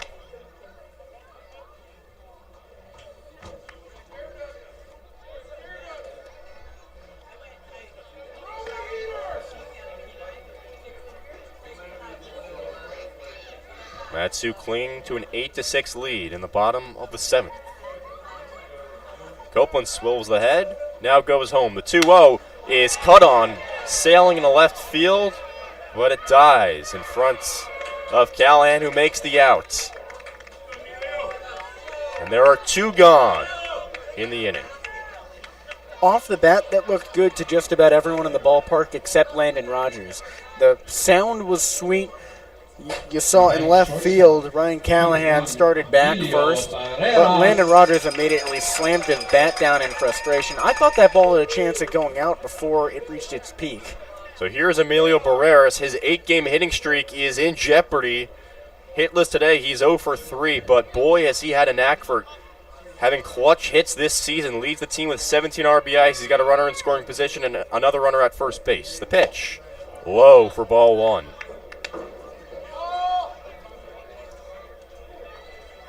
Barreras the lefty versus Copeland the righty.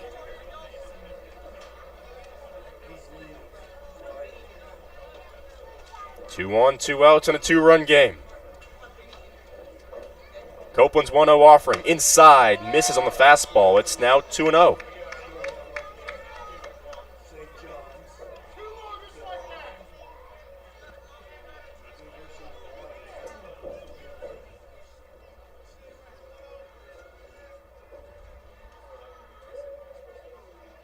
Long delivery here for Copeland. Now he goes home with it. Swung on, battered to the second baseman Leonasia, scoops it up and throws on a first in plenty of time. Matsu threatens but cannot convert. So after 7 full innings, the Miners lead it by just 2 runs, 8-6, 9-1-2 due up for Chugiak.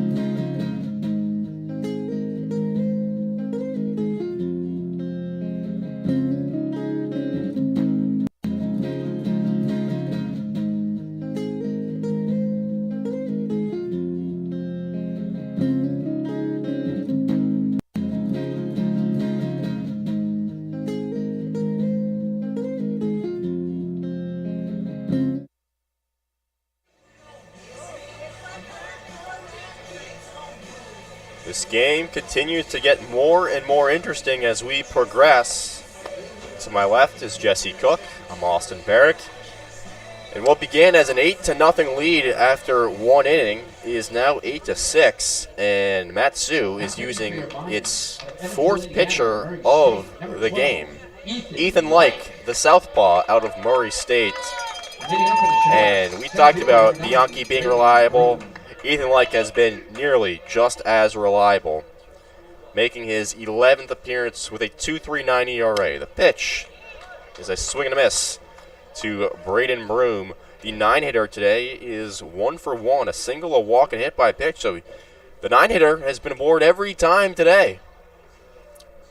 The 0-1, hack and a miss again on the outside corner. He's living there. It's quickly 0-2. You know, that goes for both 9-hitters. Alex Thurston for Matsu has walked twice and reached on a hit. That's right. Would you look at that? Like out of the windup, kicks and deals, and a fastball that got by him. Swing and a miss. 3 pitches and a punch out for Ethan Like. A good start for the Murray State product. 1 gone in the 8th. Like has a really boisterous personality, but when it comes to skill, he's so quietly good. And he told me so casually that he's had scouts come to his games his entire life. He's like, oh, yeah, they've just been there. Yeah. Got the tour of the Braves facilities as first pitch to the leadoff man, Austin Youngtail, is blown away for ball 1. That's his only time he's ever been to a Major League ballpark because the Braves were interested in him.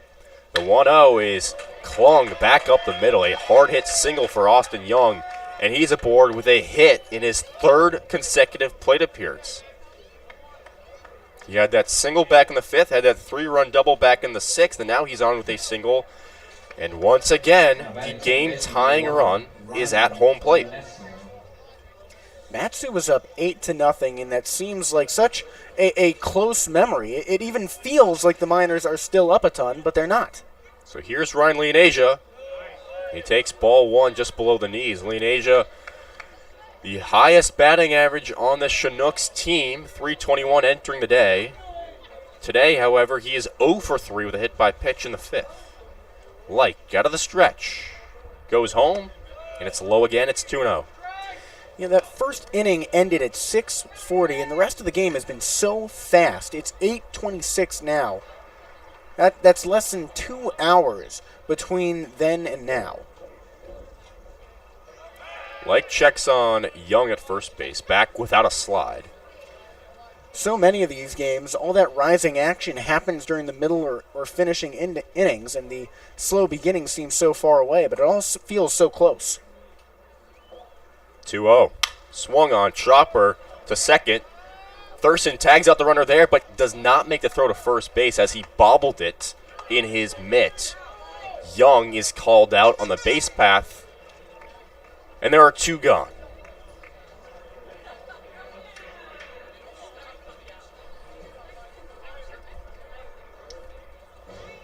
Number 25, the left fielder, Ryan. So after that fielder's choice, Young is out, Leonasia is aboard. He's got 6 steals this season.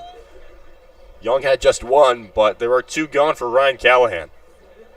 Like deals, swung at and flipped over the press box for strike 1. Callahan this season entered the day a shade under 300 at 295. Was 7 for 17 against the Miners. Today, 0 for 2. The 1-0. Swung at and once again flipped up and over and out of play. It's 0-2. Callahan has been victim to 2 strikeouts already today. Both of those came against Whitehead, who had 7 punch-outs in his starting effort. He went 5 innings. The pitch, blown away.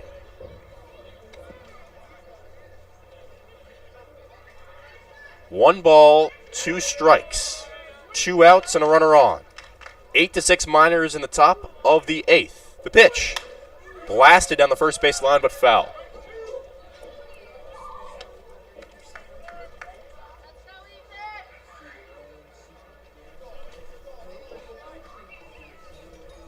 So it's a 2-2 count with 2 outs, like against Callahan. The pitch, swung on, blooped in a right field. Carpenter tailing towards the line, and he makes the catch.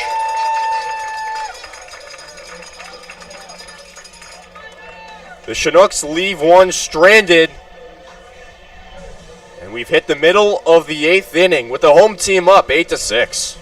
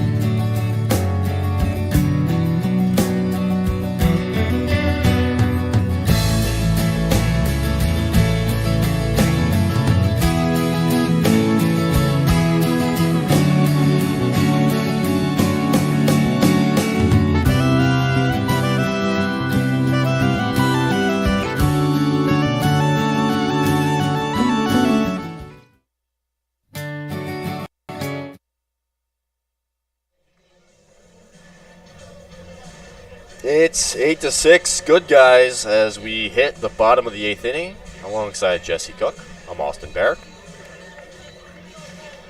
Tristan Copeland still on the mound, entering a second inning of work.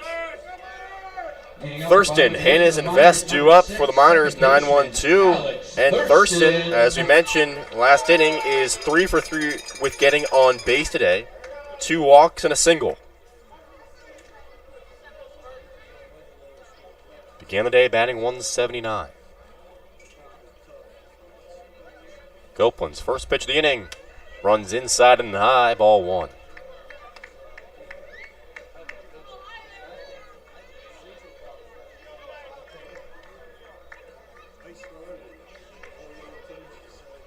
Infield playing straight up. The 1-0. Once again, up and in. Ball 2. Left fielder Callahan playing straight up. The right fielder Will Hoyt playing a little shallow. And the center fielder Brandon Broom playing rather back. Yeah, he's really deep. He's maybe 350 feet back. The 2-0 to Thurston. Up and in again. Ball 3. I mean, no offense to Alex. He's a fine player, but he's not exactly a power hitter. He did have 2 home runs in the college season, but I might come in a little bit out in center field. One of those homers was in his final game of the season, May 24th.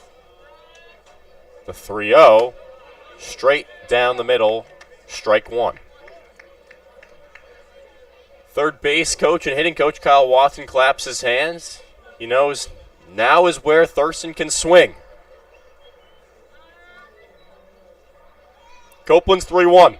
Swung at and missed. A big cut on the inner half of the dish. It's a full count.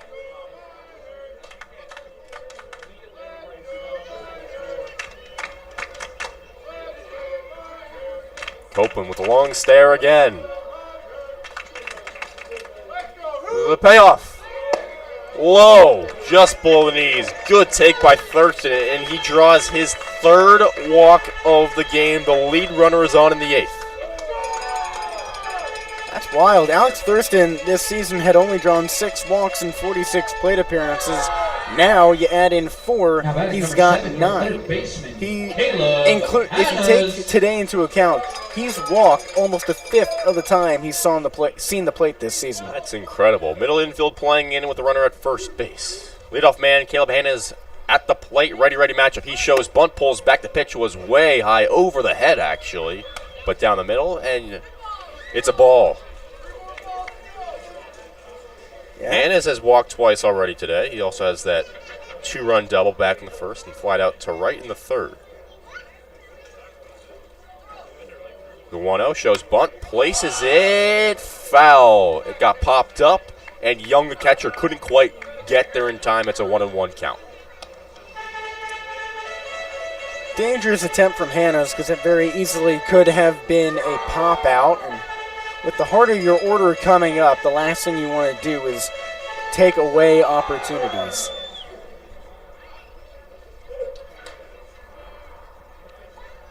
Hannes with a double back in the first, now has 3 extra base hits on the season, all of them doubles. He shows bunt again, and instead Copeland checks on Thurston at first base. Back safely on the head first slide. Thurston this season, as we mentioned earlier, 0 for 2 on stolen base attempts. He did have 1 for Valparaiso. Ooh, that's he had big. 1 steal. Madison playing in at third base. Bunt attempt again, and he lays it down this time along the first base side. The pitcher goes to first base for the out there, and Hannes has himself a sacrifice bunt with Thurston going to second base.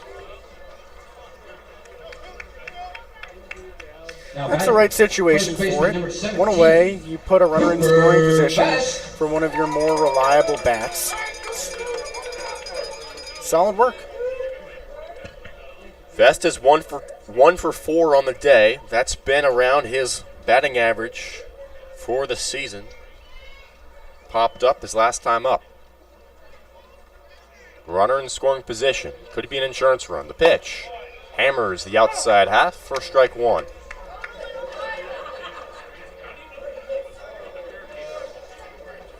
When When Vest gets hits, he hits them hard. And when he pops them up really high.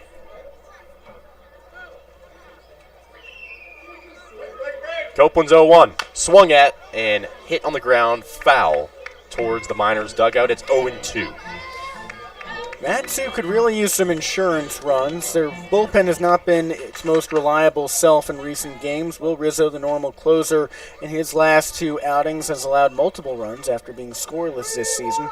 Ethan Lake will likely stay on the hill for Matsu for the 9th, but you always want to give your pitchers as much help as you can. Absolutely. The 0-2. Swung on, clobbered into left center field, tailing away from the center fielder, and in the gap! Callahan, the left fielder, can't make the play. Thurston rounds for home, and he's in. Cooper Vest with a second double of the day and his 3rd RBI. That's your insurance run. It's 9-6 Matsu in the bottom of the 8th. Cooper Vest, he's got 3 RBIs today. That was such a solid swing, and it really adds a charge into this lineup that hadn't scored since the 1st inning. Now batting center fielder number 16, Alex Vergara. So the inning has some juice towards it, and Alex Vergara steps aboard in the righty batter's box. He is also 1 for 4 on the day. Vest at second base, just 1 out. 9-6 game. The pitch swung on and lifted up and out of play along the first base side. We talked about this on Sunday before the Oilers game. Matsu, in all 13 of their wins now, has something in common. They've entered the 9th inning leading by multiple runs. And that will be the same today. The 0-1. Breaking ball. Does not catch the outside corner. It's 1-1. A win today for Matsu would bring them within half a game of the first place Anchorage Bucks with a first place clash right here tomorrow against those Bucks. That'll be fun. The 1-1. Breaking ball. Dips. And called too high for a ball. It's 2-1. Those games with the Bucks always feel like the energy is doubled. I mean, that last game they played, the 13-12 Bucks win in Anchorage, was the highest scoring game in the ABL this season with 25 runs scored. Yeah, that came back on June the 30th. The 2-1, another breaking ball, and that one is called a strike on the upper end of the zone. It's 2-2.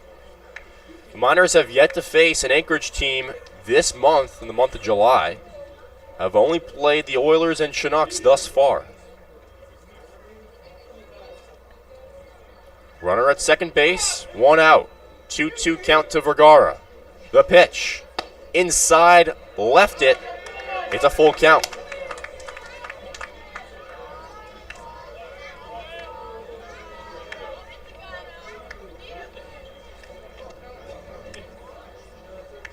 Vergara has yet to walk this season.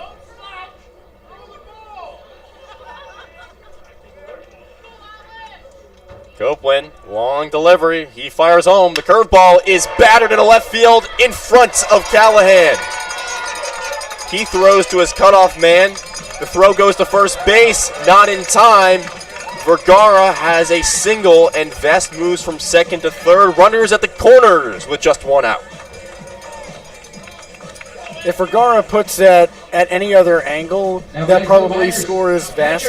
But it was hit at such a level that Cooper couldn't tell if Callahan would make the catch in left field.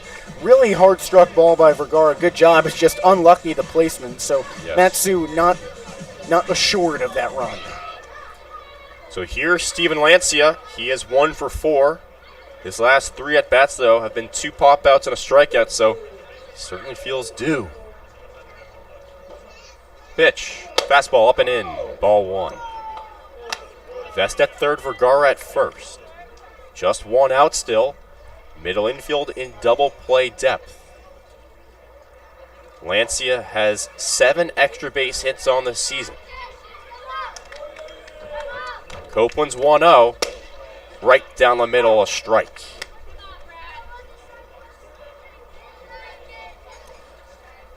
We've seen that Lancia power. Both of his home runs this season have come at Herman Brothers Field, both of them in the late innings. June 20th and June 29th were those home runs. Vergara gets checked on at first base. Safe. Callahan, the left fielder, playing rather in for such a power hitter in Lancia. Well, he's thinking about throwing Vest out at home on a shallow sac fly. That's a good point. The 1-1. Low, around the shin level. It's 2-1.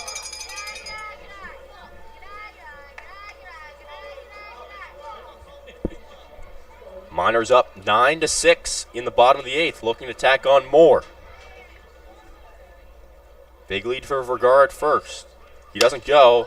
Lancia pops one up, tailing away from the right fielder Will Hoyt, and he does not make the play. About 4 yards away from the grab in foul territory. 2 balls, 2 strikes to Lancia.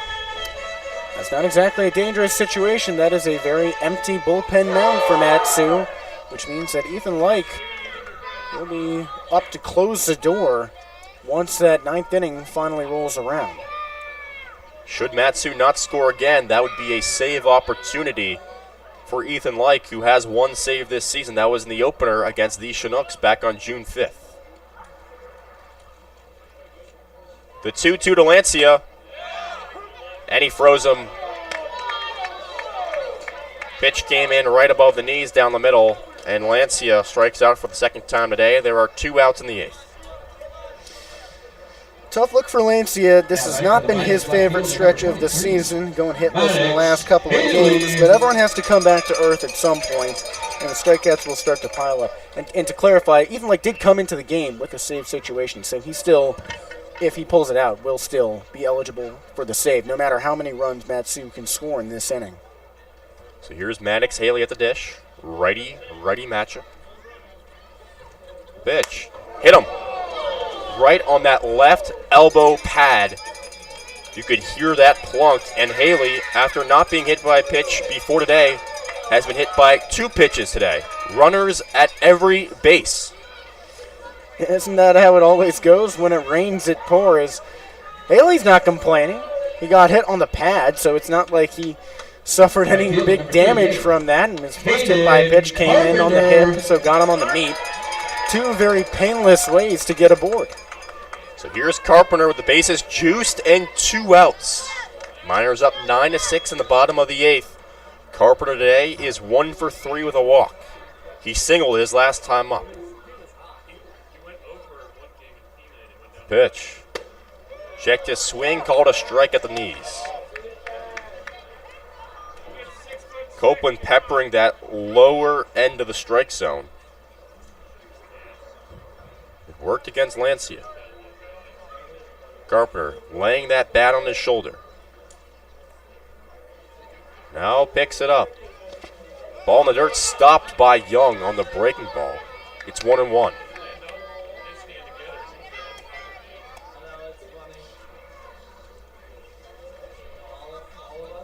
Carpenter has 1 homer on the year. That came all the way back on June 8th. He's driven in 10 runs this season. Bases loaded, 2 outs. Copeland's 1-1. Swung on, popped up. Down the third base side, Matheson in pursuit. He gives way, and that ball lands in foul territory. It landed right between Matheson, the third baseman, and Callahan, the left fielder. Another display of miscommunication, and Caden Carpenter and company are alive. Such a lucky break for Matsu. It was tough to get there, but there's no reason Ryan Matheson couldn't have made that play, except for the fact that Ryan Callahan called him off the ball. So you're saying too many Ryans? Bit of a Reynolds-Gosling situation? Too many Ryans going on? I would say so. There's a lot of Ryans. Too many Ryans in the room, you. There are Ryans running around. Oh, boy. Ryan it up. Oh, the alliteration. I'm out of ours. Bases loaded, 2 outs. 9-6 the lead for the Miners, bottom of the 8th. Copeland, long stare. The 1-2. Breaking ball dips below the knees. Good take by Carpenter. It's 2-2.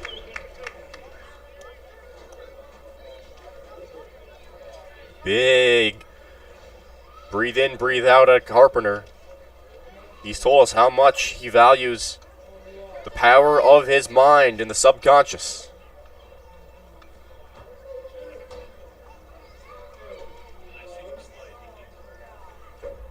The 2-2. Breaking ball laid off of again, and Young stops it again in the dirt. It's a full count. Well, how's this for water finding its level? After Matsu let the game against the Oilers slip away due to 5 consecutive walks that brought in some runs back on Sunday, and now in this game has had runs come through on RBI walks twice, could happen again in a critical moment. Bases loaded, 2 outs, and a full count. Miners up 9-6, bottom of the 8th. The pitch, runners go. Breaking ball just misses off the plate. An RBI walk for Caden Carpenter, and the lead grows once more. It's 10-6, Matsu.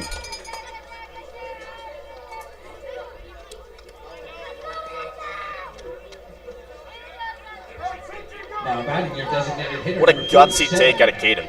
That was definitely close. It probably looked a little further outside at the plate because it was a curveball low and away, but where it finished up was very close.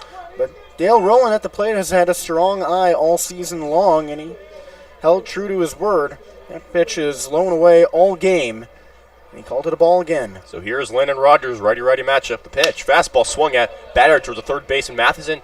He stops, fires on the first, in time and on target for out number 3. So the Miners strand 3, but not after. They add 2. We head to the 9th inning. Ethan Lyke on the hill, trying to preserve a 10-6 lead.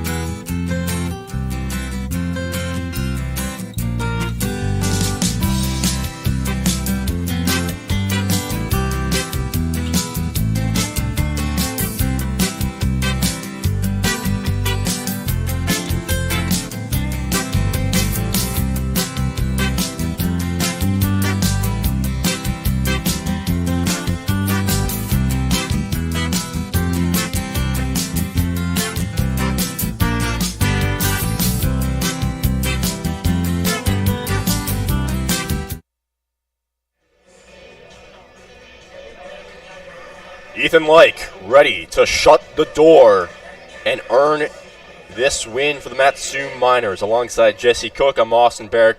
The Miners tacked on 2 runs in the bottom of the 8th and now lead it 10-6 in the top of the 9th. Will Hoyt, Matheson, and Rover 4-5-6-2 up for Chugiak, as they are down to their final 3 outs. Vergara has moved to left, and Tomlin has moved to center field after coming off the bench. First pitch is off, wide of the plate for ball 1. Lyke working quickly out of the windup. The 1-0. Fastball is hit for a foul ball over the Chugiak dugout. So another game and another defensive substitution. Tomlin in for Haley in the outfield. That's the only defensive sub made by Tyler Brunn. The 1-1. Breaking ball dips, but not enough. Left up high. It's 2-1. Will Hood has walked twice today. He's also struck out looking and singled. The pitch. Swung on.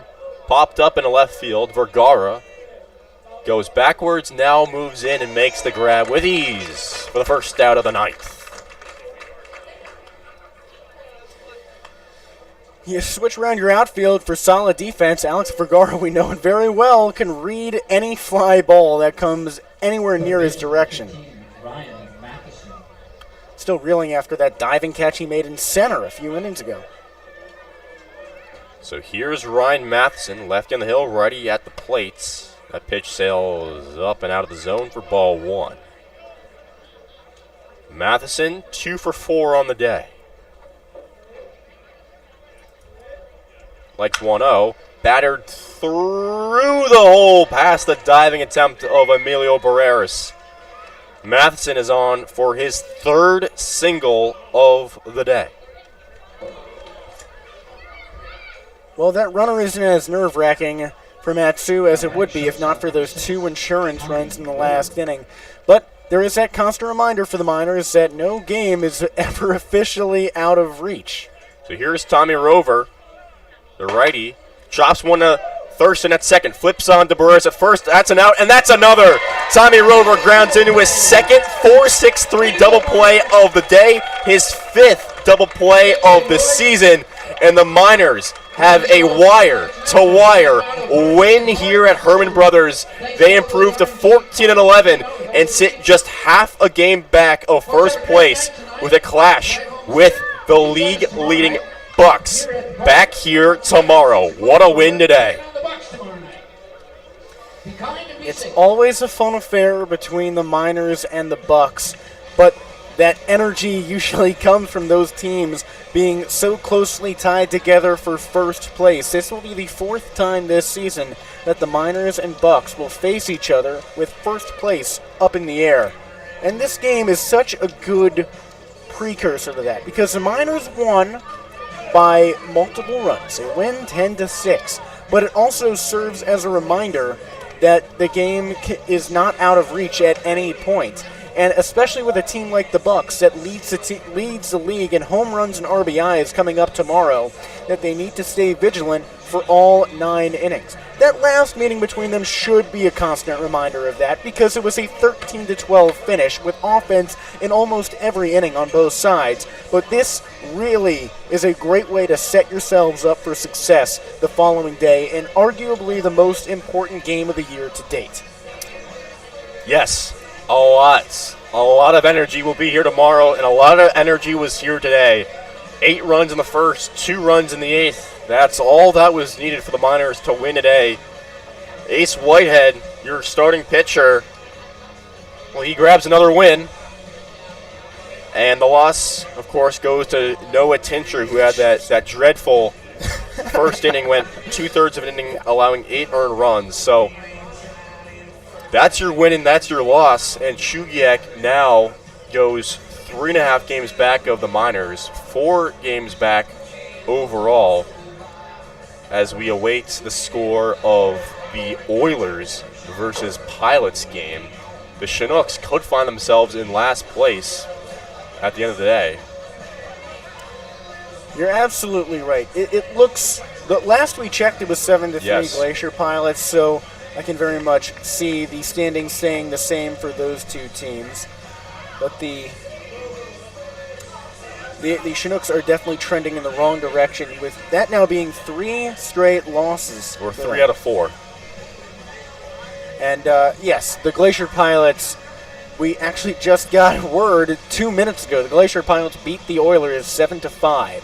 So your standings stay the same how they look, with going Bucks, Miners, Pilots, Chinooks, Oilers. The Glacier Pilots being a half game behind the Miners. But Matsu's now a half game out of first. The Chinooks are 4 games out of first, and the Oilers are 4.5. It's such a close playoff race that it's impossible to really predict how this thing will go in the near future. That's right. And my parents have entered the press box here. It's time to wrap up shop, call it a day. With Jesse Cook, I'm Austin Barach. Thank you for tuning in, and we'll see you tomorrow for a first place battle. Enjoy the rest of your Tuesday.